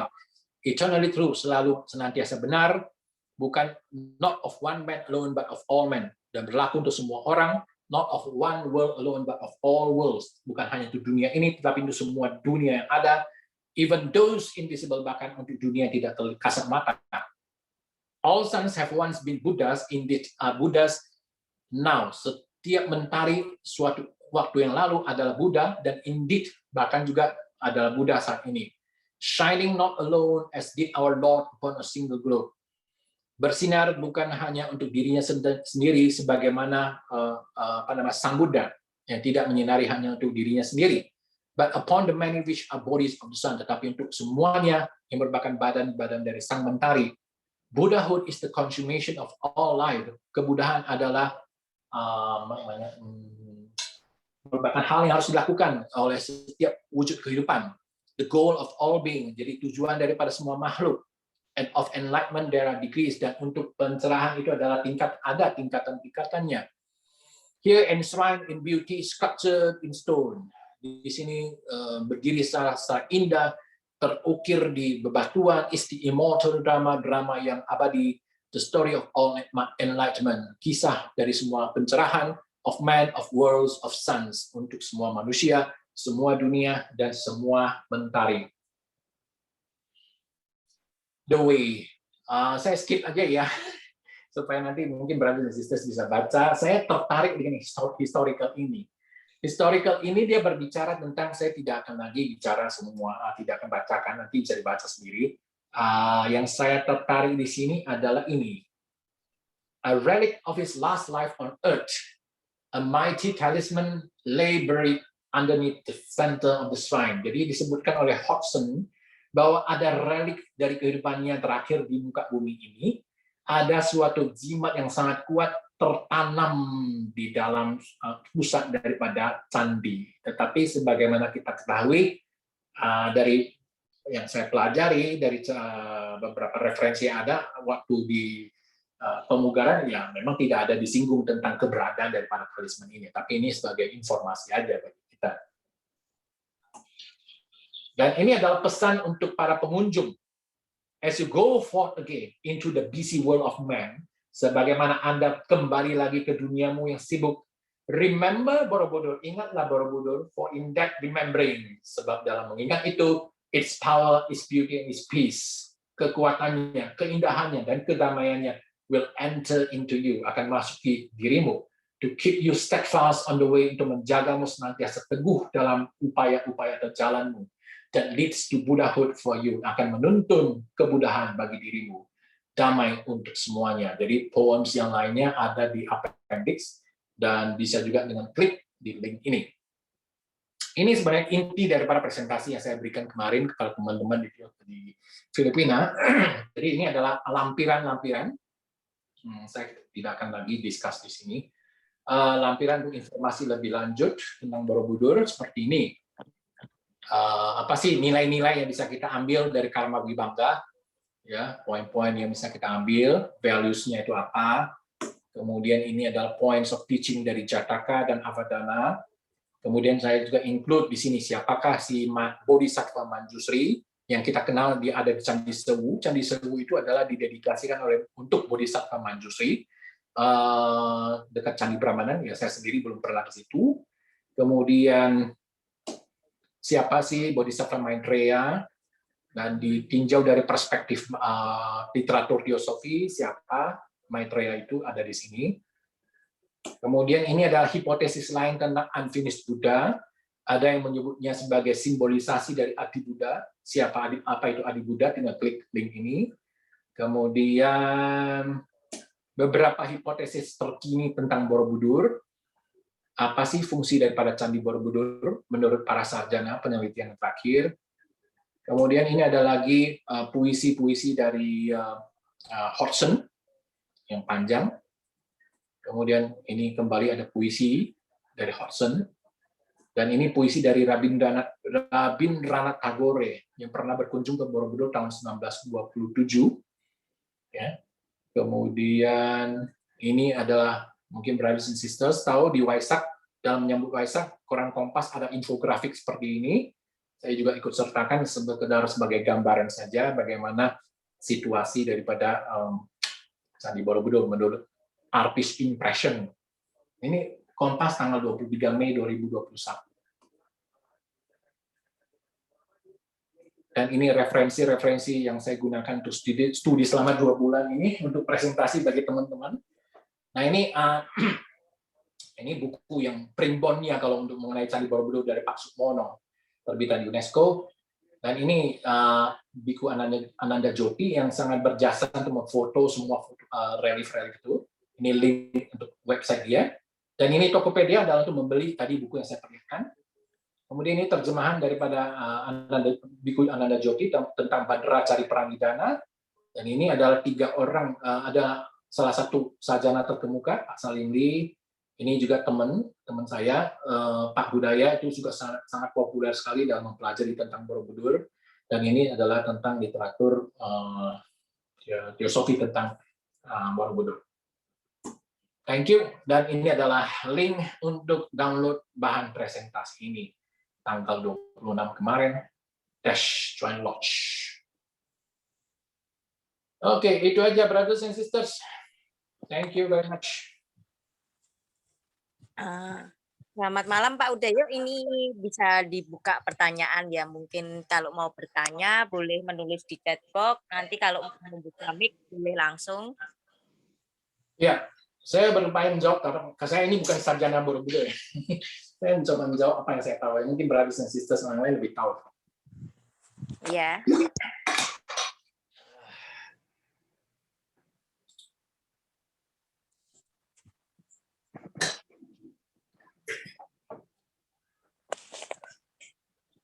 Mungkin ada apa yang mau ditanyakan atau yang akan menambahkan, boleh. Ya, kalau bisa menambahkan lah, supaya memperkaya pengetahuan kita tentang Borobudur. Ya, mungkin ada yang lebih punya apa ya, pengalaman atau menambahkan tentang Borobudur. Biasanya ini Pak Yudi nih ya. Pengalamannya bagus nih Pak Yudi. Gimana Mas Yudi?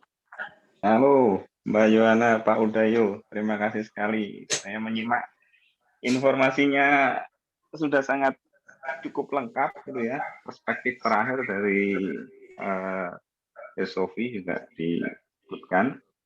Kebetulan kemarin saya ikut yang conference Son of Borobudur itu di sesi 1 saja dari Pak Udayo. Kan Bapak juga ikut ya di sana? Ya, ikut. Ya. Ya sangat menarik, ada beberapa perspektif itu. Artinya kalau kemarin lebih ke musik, alat musik itu apakah Borobudur itu sebagai titik temu atau titik sebar dari musik all over the nation kalau kemarin ya bilangnya begitu. Ada sekitar 40 jenis alat musik kalau Profesor Elizabeth itu dikatakan di relief Borobudur, dan sudah betul dimainkan oleh Mbak Tri Utami sama Dewa Bujana dan teman-teman. Ya artinya memang di Indonesia atau di Jawa khususnya memang punya kekayaan yang luar biasa yang tersimpan di Borobudur. Sampai-sampai tadi Jeffrey Hobson sama yang sudah saya baca cuma bukunya Lead Peter. Kalau yang Jeffrey saya belum baca terus terang. Jadi Lead Peter itu ada yang saya garis bawahi bahwa ada informasi mengenai jalan tembus atau semacam chamber begitu ya di bawah Borobudur yang sampai ke Mendut gitu. Nah ini menarik menurut saya karena mestinya ruang besar Borobudur itu memang tidak menutup kemungkinan ada ruang di bawahnya itu semacam chamber gitu. Tapi secara teknis pembuktiannya sangat sulit, bahkan belum ada studi yang mengatakan bahwa ya indeed ada ruang itu. Tapi ada informasi itu di bukunya Lead Peter bahwa para bangsawan Jawa mengatakan bahwa ruang itu ada, gitu aja. Sampai sekarang belum ada bukti ini. Mungkin ada informasi Pak Udayo tentang ini. Terima kasih. Memang saya pernah baca tentang itu, tentang keberadaan ruang bawah tanah, tapi sampai sekarang memang tidak terbukti, Pak. Cuman yang satu yang jelas adalah bahwa posisi dari Candi Borobudur, jika ditarik ke Candi Mendut dan Pawon itu satu garis lurus, Pak. Ternyata itu dari dulu nenek moyang kita luar biasa sekali, bisa satu straight line ketiga candi itu ternyata satu garis lurus. Iya, betul. Konsep itu mungkin kemudian dipakai juga di keraton-keraton Jawa, terutama di Jogja ya, itu yang antara Keraton, Tugu, Merapi, Laut Selatan gitu bisa ditarik juga satu garis lurus juga gitu ya. Mungkin konsep-konsep lama itu memang memang kemudian dipakai juga. Ada rahasia tertentu yang kita belakangan ini mungkin perspektifnya tidak sejauh beliau-beliau yang orang dulu gitu kan. Jadi ya bagi kita satu bangunan itu mungkin ya bangunan fisik aja, tapi bagi beliau bangunan fisik itu jauh lebih lebih mendalam ya, bukan sekedar hanya fisik aja tapi juga sifatnya spiritual. Seperti tadi disampaikan ada pertemuan dengan seperti Raja Dewa yang menguasai Jawa yang kemudian bisa ketemu di Borobudur. Jeffrey ini luar biasa. Mungkin orang tidak banyak orang Jawa yang punya pengalaman metafisika, pengalaman spiritual yang bisa ketemu dengan rajanya Dewa di Jawa begitu kan? Ya. Salut, saya salut sekali dengan leluhur kita ini. Wah, pemahaman mereka itu luar biasa sekali. Saya kemarin juga diskusi dengan Pak Hudaya. Pak Hudaya itu kebetulan menerbitkan buku terbarunya Borobudur, baru Waisak kemarin. Beliau mengatakan bahwa kalau misalnya orang sekarang zaman modern ini diberikan dana, diberikan sumber daya manusia, peralatan, disuruh mendesain seperti Borobudur belum tentu bisa. Jadi leluhur kita ini, waduh, benar-benar mind blowing kalau kita sebut bahasa Inggrisnya, kemampuan mereka.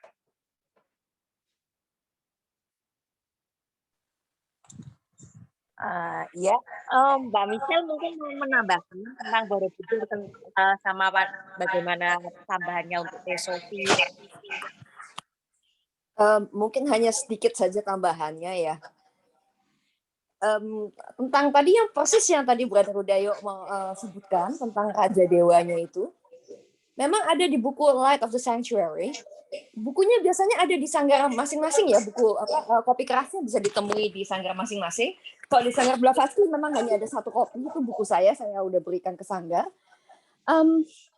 dikatakan oleh Jeffrey Hodgson, dia pertama kali tertarik sekali, bahkan ketika itu dia belum sampai ke Pulau Jawa begitu. Dia di tahun 1934 kalau nggak salah ya waktu itu, kapalnya akan menuju ke Pulau Jawa. Dia sudah berasa, jadi dia waktu itu kapalnya ada di Singapura, dan dia sudah merasakan ada sinar terang sekali di tengah-tengah Pulau Jawa letaknya. Dan itu ada sebuah intelligence yang amat sangat menaungi dan mengayomi kehidupan yang ada di dunia yang lebih halus begitu yang ada di Pulau Jawa. Dan akhirnya memang yang seperti diucapkan tadi udah diceritakan oleh Brother Udayo, bahwa akhirnya bertemu langsung, dia meminta semacam communion bersama dengan the King of the Deva atau Dewa Borobudur tersebut. Jadi akhirnya berhasil untuk bertemu begitu dan mendapatkan beberapa pengajaran yang mungkin sifatnya lebih nggak bisa dituangkan oleh dia, yang memang hanya bisa dituangkan lewat puisi itu tadi. Hanya itu sih tambahan saya. Terima kasih. Thank you, sis. Ya, terima kasih Mbak Michelle tambahannya. Siapa yang mau menambahkan, mungkin Pak Pius? Mbak Pius atau Mas Zazuli? Biasanya ini wawasannya juga banyak ini Mas Zazuli. Pak Pius, silahkan.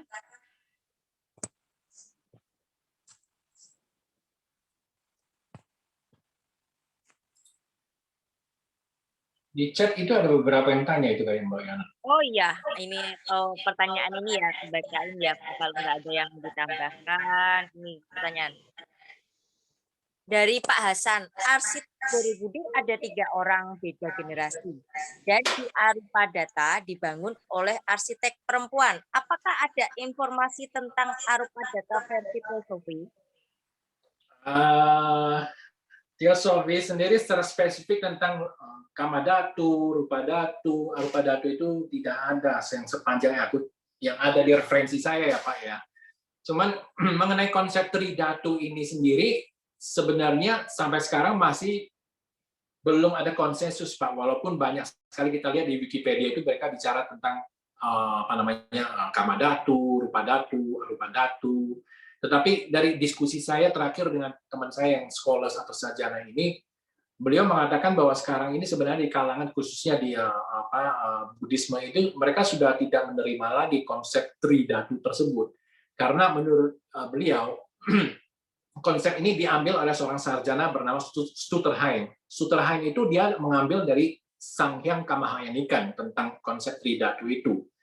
Tetapi ternyata konsep itu sendiri kalau tidak bisa serta-merta diambil begitu saja, karena dia tidak bisa explaining aspek-aspek lain yang mana saya tidak begitu mendalami ya. Karena konsep ini tidak bisa explain the whole picture of Borobudur, sehingga kalangan sarjana terkini ini sebagian berpendapat bahwa teori dari Stutterheim ini tidak bisa diterima. Tetapi anyway, ini masing-masing orang boleh punya teori-teorinya sendiri dan masih tetap di-maintain oleh Wikipedia. Kalau Bapak atau Brothers search ke sana masih ada itu konsep Tridhatunya. Namun balik lagi ke pertanyaan ini dari Teosofi, saya tidak ada baca mengenai konsep informasi tentang Arupadhatu itu.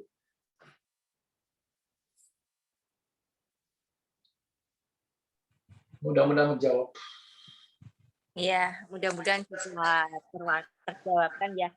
Ini Pak Heri Budi nih sepertinya komentarnya panjang. Boleh Pak Heri sekali kalau mau berbicara atau berkomentar penambahan?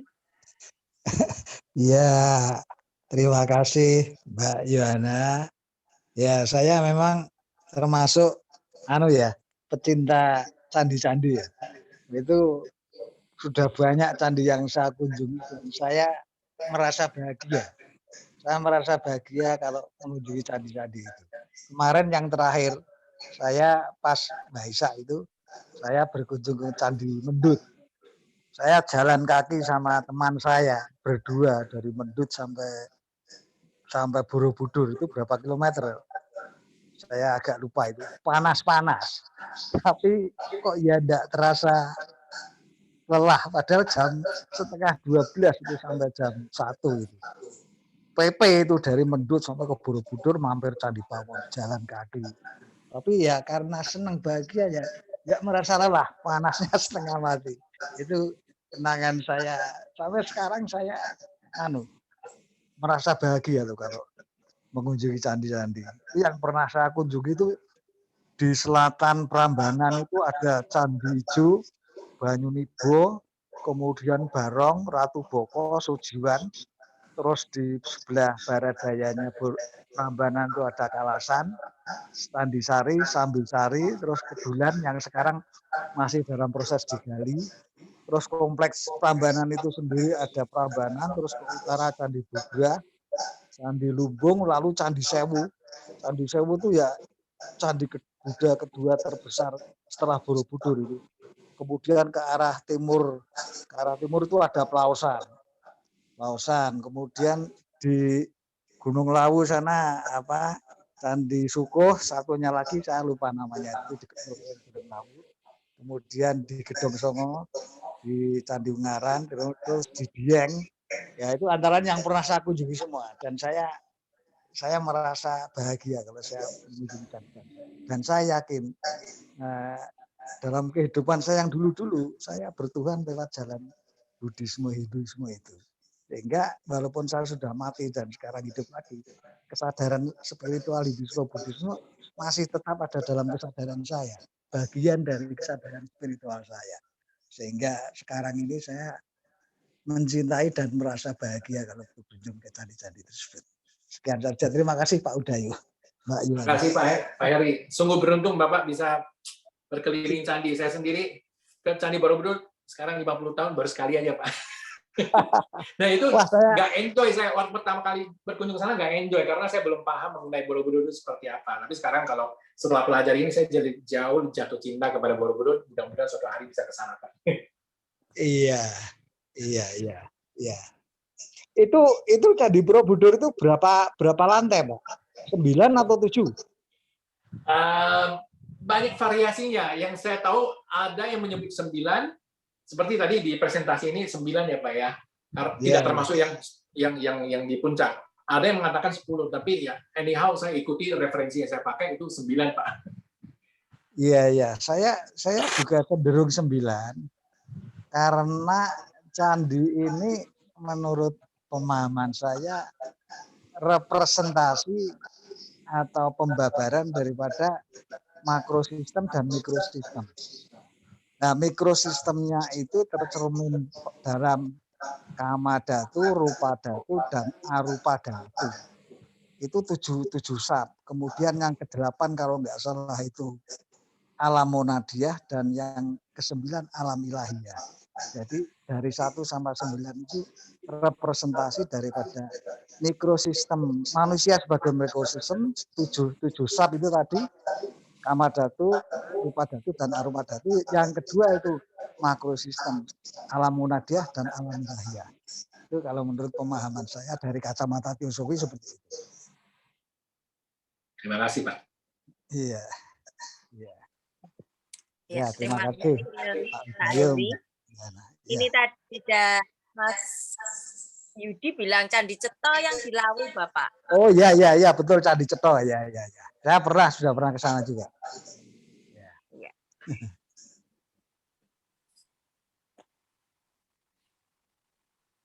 Mungkin ada tambahan dari siapa mau menambahkan? Oh yang di Karangjati itu Candi Ngempon. Ada itu.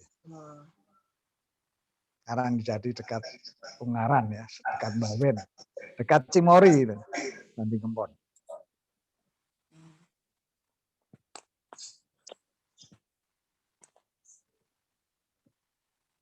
Ada tambahan lagi yang lainnya atau mau ada pertanyaan? Jika tidak ada mungkin gimana Pak Udayo? Atau kalau tidak ada ya kita akhiri aja Mbak Yona. Oh, iya. Boleh ya. Terima kasih Pak Udayo, Mbak Yuhana. Terima kasih Pak Heri. Untuk Pak Udayo. Terima kasih untuk semuanya. Oh ini apa nih Pak Hasan, ada apa nih Pak Hasan? Dalam teosofi diajarkan personalitas rupa, stupa, berlubang, and individualitas. Arupa atau tanpa bentuk. Arupa datu, bentuk stupa tertutup seluruhnya. Hanya tambahan saja dari Pak Hasan. Kemudian dari Mas Hanbi ini. Pernah ada yang bilang bahwa di dalam atau bawah Borobudur terdapat pusaka yang dipendam. Apakah hal ini benar? Itu tadi yang dijelaskan dalam puisinya Geoffrey Hodgson tentang a mighty talisman lay beneath, ada tertanam, ada terdapat di bawah Borobudur. Tetapi dari referensi yang saya gunakan untuk mempelajari ini tidak ada yang disinggung tentang keberadaan daripada pusaka tersebut, Pak. I don't know ya, mungkin di sumber bibliografi yang lain ada, tapi ya, aku tidak ketemu sih informasi tentang itu. Mungkin ada brothers and sisters yang lain yang ada informasi. Boleh saya tambahkan di sini? Ya. Jadi di buku Master and the Path, ketika Buddha mencapai kebudaannya, mengambil post sebagai Buddha, diperkirakan memang kita belum siap waktu itu. Jadi kemanusiaan secara umum belum siap. Jadi harus ada semacam kalibrasi yang ekstra begitu. Dan di beberapa tempat di dunia yang penting-penting itu ditanamkan semacam yaitu tadi talisman. Antara lain salah satunya, jadi sumber referensi bacaannya adalah Master and the Path. Salah satunya di Borobudur. Geoffrey Hodgson nggak menyebutkan sih memang secara spesifik, tapi dia mengacu pada ceritaannya Leadbeater itu tadi, Master and the Path di buku itu. Oke, thank you sis. Kemudian ini tadi ada yang bilang bentuknya mutiara kebul harapan ya. Tadi dari Mas yang ditanam pusaka yang ditanam itu bentuknya mutiara pengebul harapan. Kalau dari buku Master and the Path itu nggak spesifik dikatakan, tapi memang dikatakan sebuah talisman begitu. Nggak spesifik dikatakan apa. Dan ada kemungkinan bongkahan batu alam begitu yang besar yang ditaruh di dalamnya. Yang dimagnetisasi ya.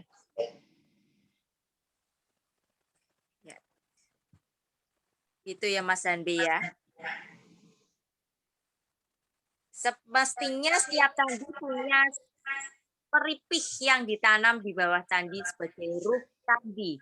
Mungkin relik atau talisman. Ini dari Mas Suci.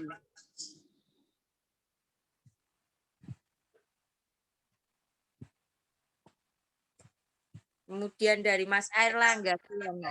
Adakah kaitannya Candi Borobudur yang bernuansa Buddha dengan candi yang belum terungkap? Gunung Padang di Cianjur. Aku tidak tahu loh mengenai yang di Gunung Padang itu seperti apa. I don't have any idea. Sorry Pak, nggak ngerti ya saya.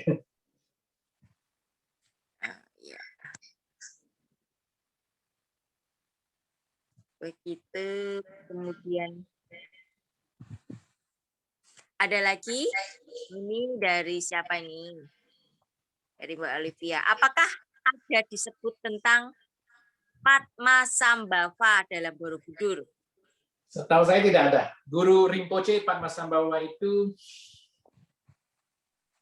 so far yang saya tahu tidak ada. Karena beliau itu Vajrayana di Tibetan dan di Bhutan. I don't think itu ada di-mention di situ, Bu Olivia. Kayaknya tidak pernah. So far yang saya pelajari tidak ada. Ini dari Mas Andi. Situs Gunung Padang lebih ke arah piramid. Gunung Padang di mana ya? Ini sepertinya Gunung Padangnya Sukabumi ya? Iya. Nggak pernah tahu saya. Kurang paham ya ini ya. Kurang tahu.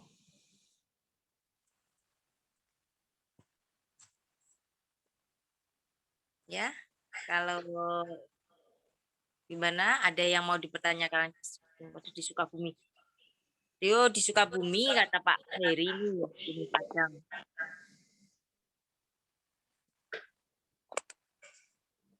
Ya, terima Iya. kasih Pak. Ini masukannya di Sukabumi ya. Ini Mbak Olivia, di Borobudur terdapat penjelasan karma baik dan buruk. Tetapi sosok Padmasambhava mempunyai banyak konsort. Sebetulnya Padmasambhava apa masuk guru Buddhis? Jika iya, mengapa sangat bertenpagai? Jadi Guru Padmasambhava itu lineage-nya itu dari apa namanya Vajrayana, ya, Tantrayana. Jadi ajaran-ajaran Tantra itu banyak sekali nuansa-nuansa esoteriknya yang kalau kita lihat secara mata gamblang mungkin kelihatan dia kok punya sih banyak sekali pendamping atau konsort.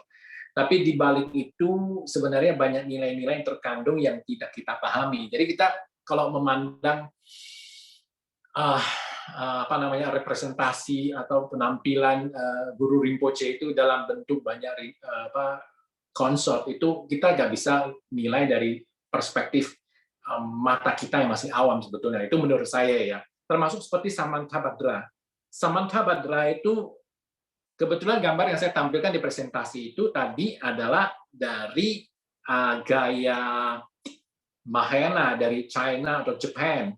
Tetapi kalau kita melihat Samantabhadra dari tradisi Vajrayana, itu oleh aliran Nyingma, The Red Hat itu menganggap Samantabhadra itu adalah representasi dari Adi Buddha. Pernah nggak kita melihat ada rupang Buddha di mana ada konsort atau perempuan duduk di hadapannya?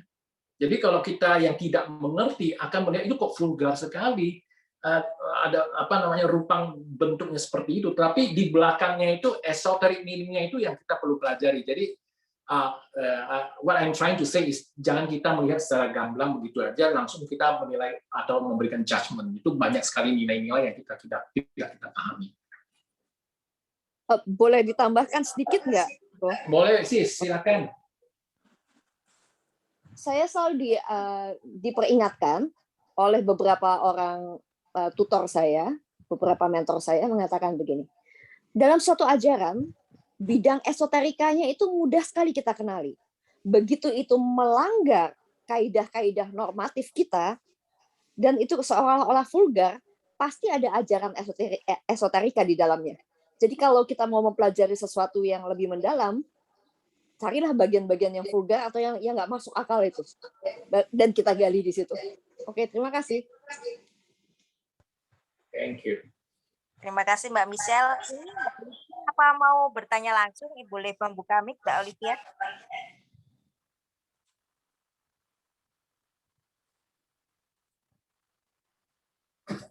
Olivia.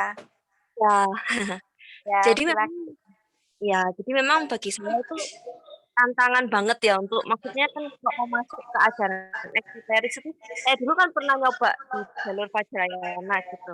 Nah memang begitu mendengar yang seperti seorang guru spiritual itu seperti Padmasambhava punya banyak konsort, terus habis gitu beberapa Rinpoche-nya juga bolehkan seks bebas dan seperti itu, saya tuh logika saya tuh menolak gitu lah ya. Maksudnya kalau memang non dualisme itu tidak mengenal hal baik dan buruk, kenapa enggak kita jadi hewan aja dan tercerahkan gitu loh. Sedangkan kita kan belajar dari peradaban hewan ke manusia, kita kan membuat peraturan bahwa istilahnya suami istri jangan merebut istri dan suami orang lain itu kan karena kita tidak mau melanggar, karena setiap orang punya hati, punya itu. Jadi terus kita kembali begitu dapat ajaran itu kembali ke non dualisme yang seperti itu tuh agak gimana ya gitu loh. Saya sendiri makanya waktu menapak ke teosofi itu saya pengen tahu sih, kan memang ada bagian esoterisnya ya. Nah kalau esoterisnya itu apakah di teosofi juga seperti itu gitu? Ada bagian yang kita boleh beberapa dulu kayak kakak-kakak kelas saya yang di Vajrayana itu begitu dia sudah tingkatan agak akhir itu dia begitu, jadi pacarnya banyak, seks bebas gitu. Dan begitu saya tanya kenapa seperti itu gitu loh, ya katanya kalau kamu masih ada cemburu, ke pasanganmu, berarti kamu masih ada kemelekatan. Nah, terus aku dalam hatiku logiku aku bertanya, loh kenapa enggak dulu aku waktu misalnya kita jadi babi aja udah cukup tercerahkan ya, kalau jadi babi itu kan kita juga seks bebas apa dan kita enggak punya rasa cemburu gitu sama pasangan. Jadi memang di hal-hal seperti itu tuh saya juga pengen tanya gitu, gimana sih pendapat dari teosofi gitu. Ya, makasih. Saya sendiri sih nggak berkompeten untuk menjawab pertanyaan itu ya, Bu atau Sister ya. Karena ya aku juga masih tahap belajar, tapi ya itu kembali kepada masing-masing sih. Kalau seandainya brothers and sister lain mau jawab, silakan ya. Aku nggak bisa berkompeten untuk menjawab itu. Boleh saya jawab? Ya. Ya, silakan sih. Saya demen banget tuh. Tadi waktu Olivia bilang, waktu zaman kita jadi babi aja, itu harusnya udah tercerahkan. Oke. Begini, jadi kalau kita bicara tentang hal-hal yang tidak masuk akal tadi, hal itu tidak mengacu pada perbuatan di alam fisik. Ada hal-hal lain pada segi energi sebenarnya yang terjadi begitu. Jadi antara prinsip maskulin dan feminin, mengapa bahkan juga di Secret Doctrine disebutkan begitu, kita juga mengenal di beberapa legenda-legenda mitologi tentang Oedipus. Ingat kan cerita Oedipus? Oedipus itu dia mengawini ibunya sendiri, ayahnya dibunuh.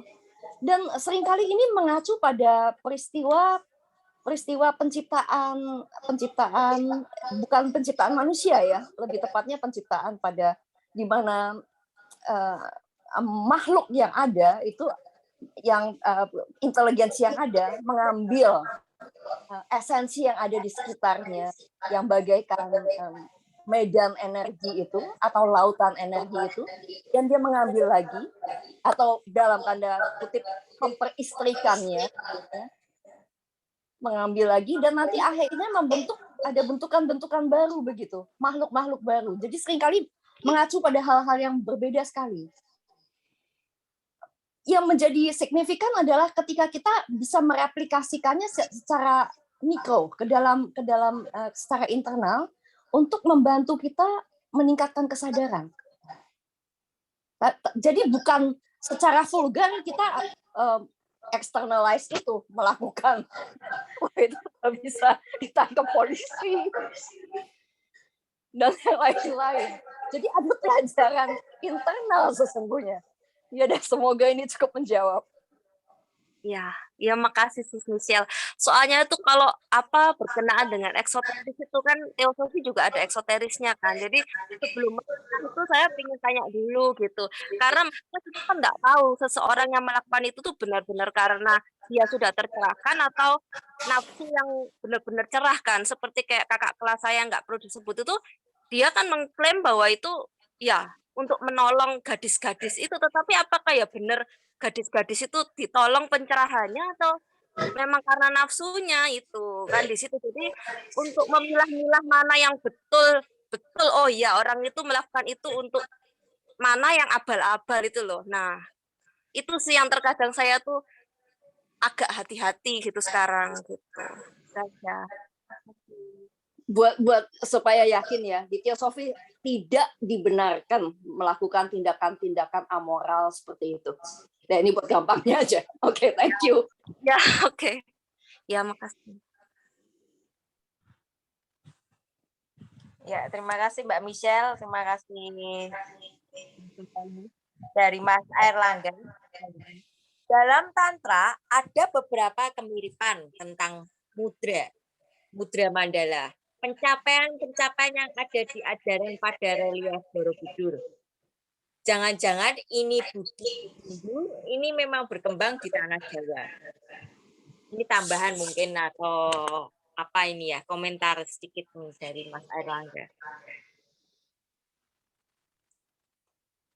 Kemudian dari Mas Yuki, Michelle sarannya keren. Brother Jaya pada searching saya nampaknya ada koneksi antara sosok Samanta Badra dan legend Semar Bodronoyo sebagai pamong tanah Jawa. Semar Bodronoyo. Thank you Pak informasinya. Saya coba nanti pelajari Semar Bodronoyo.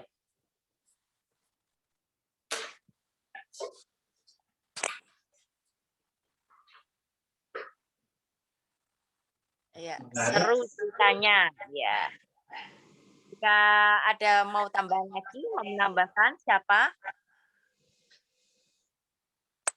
Mau melengkapi?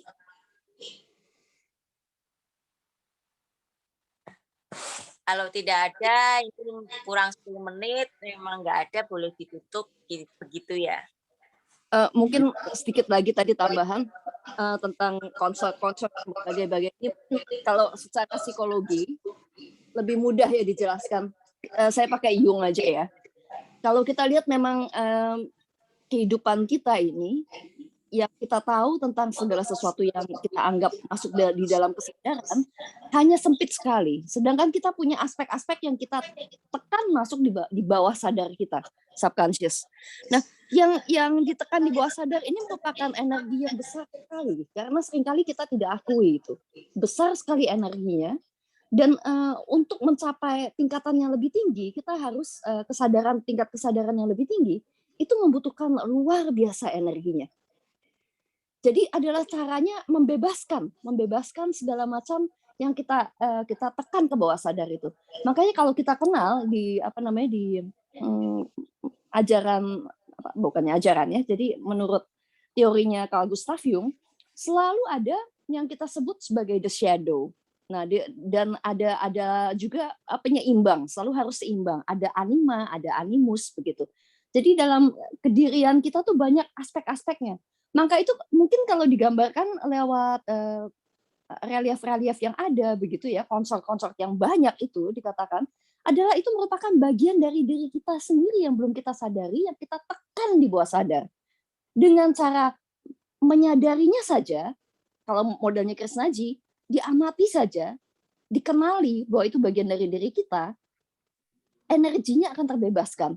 Jadi sebenarnya itu esoterika yang ada, yang wah, yang sampai vulgar, sebenarnya mengacu pada praktek bermeditasi yang seperti ini. Semoga ini cukup menjawab ya.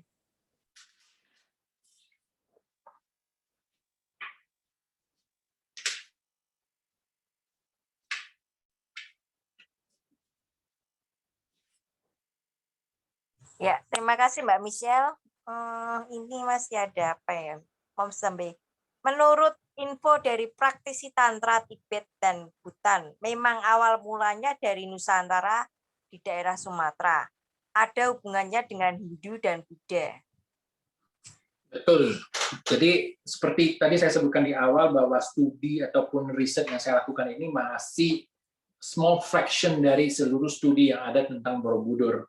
Karena masih banyak sekali aspek yang belum tercakup. Salah satunya yaitu mengenai jalur transmisi agama Buddha melalui transmisi jalur laut, itu melibatkan tentang eksistensi daripada Muaro Jambi. Jadi Muaro Jambi itu dulunya adalah tempat untuk semacam sekolah, universitas kedua terbesar setelah, atau ketiga terbesar setelah Nalanda dan Vikramasila di India. Jadi dulu itu perjalanan daripada master-master Buddha itu dari India mereka ke Tiongkok ataupun ke Jepang itu mereka selalu stop over di Muaro Jambi. Di situ mereka belajar Sanskerta. Jadi keberadaan daripada praktisi Tibetan Bhutan kayaknya nggak ada ya Pak ya. Tibetan umumnya itu bisa kita kenal seperti Dharma Kirti, Apisa di Pamkara, itu guru-guru master hebat dari Tibet itu mereka dulu pernah belajar ataupun ya pernah belajar di Muaro Jambi. Jadi ini tidak bisa dipungkiri, memang ada hubungannya. Dan di buku ini sendiri karangan Pak Hudaya itu ada satu chapter khusus mengenai jalur transmisi jalur laut itu, bicara secara panjang lebar tentang bagaimana pengaruhnya terhadap pembangunan Borobudur itu sendiri.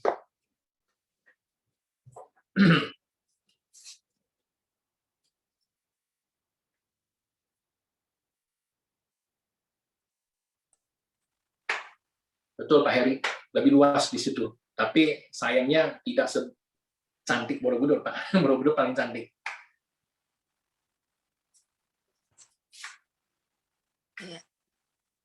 Ya, terima kasih Pak Heri tambahannya. Situs Candi Muaro Takus ya di Jambi lebih luas dari Borobudur. Ada sih bukunya. Bukunya ada, ya. Tapi Gramedia gak dijual, harus ke ini penerbit Karania. Kalau pernah ke Ekayana, Wihara Ekayana, Karania dekat situ. Jadi biasanya sih orang kebetulan aku donatur hari itu, jadi diberikan gratis sih. Tapi kayaknya sekarang masih gratis sih. Coba aja hubungin. Nanti aku kasih deh linknya Karania.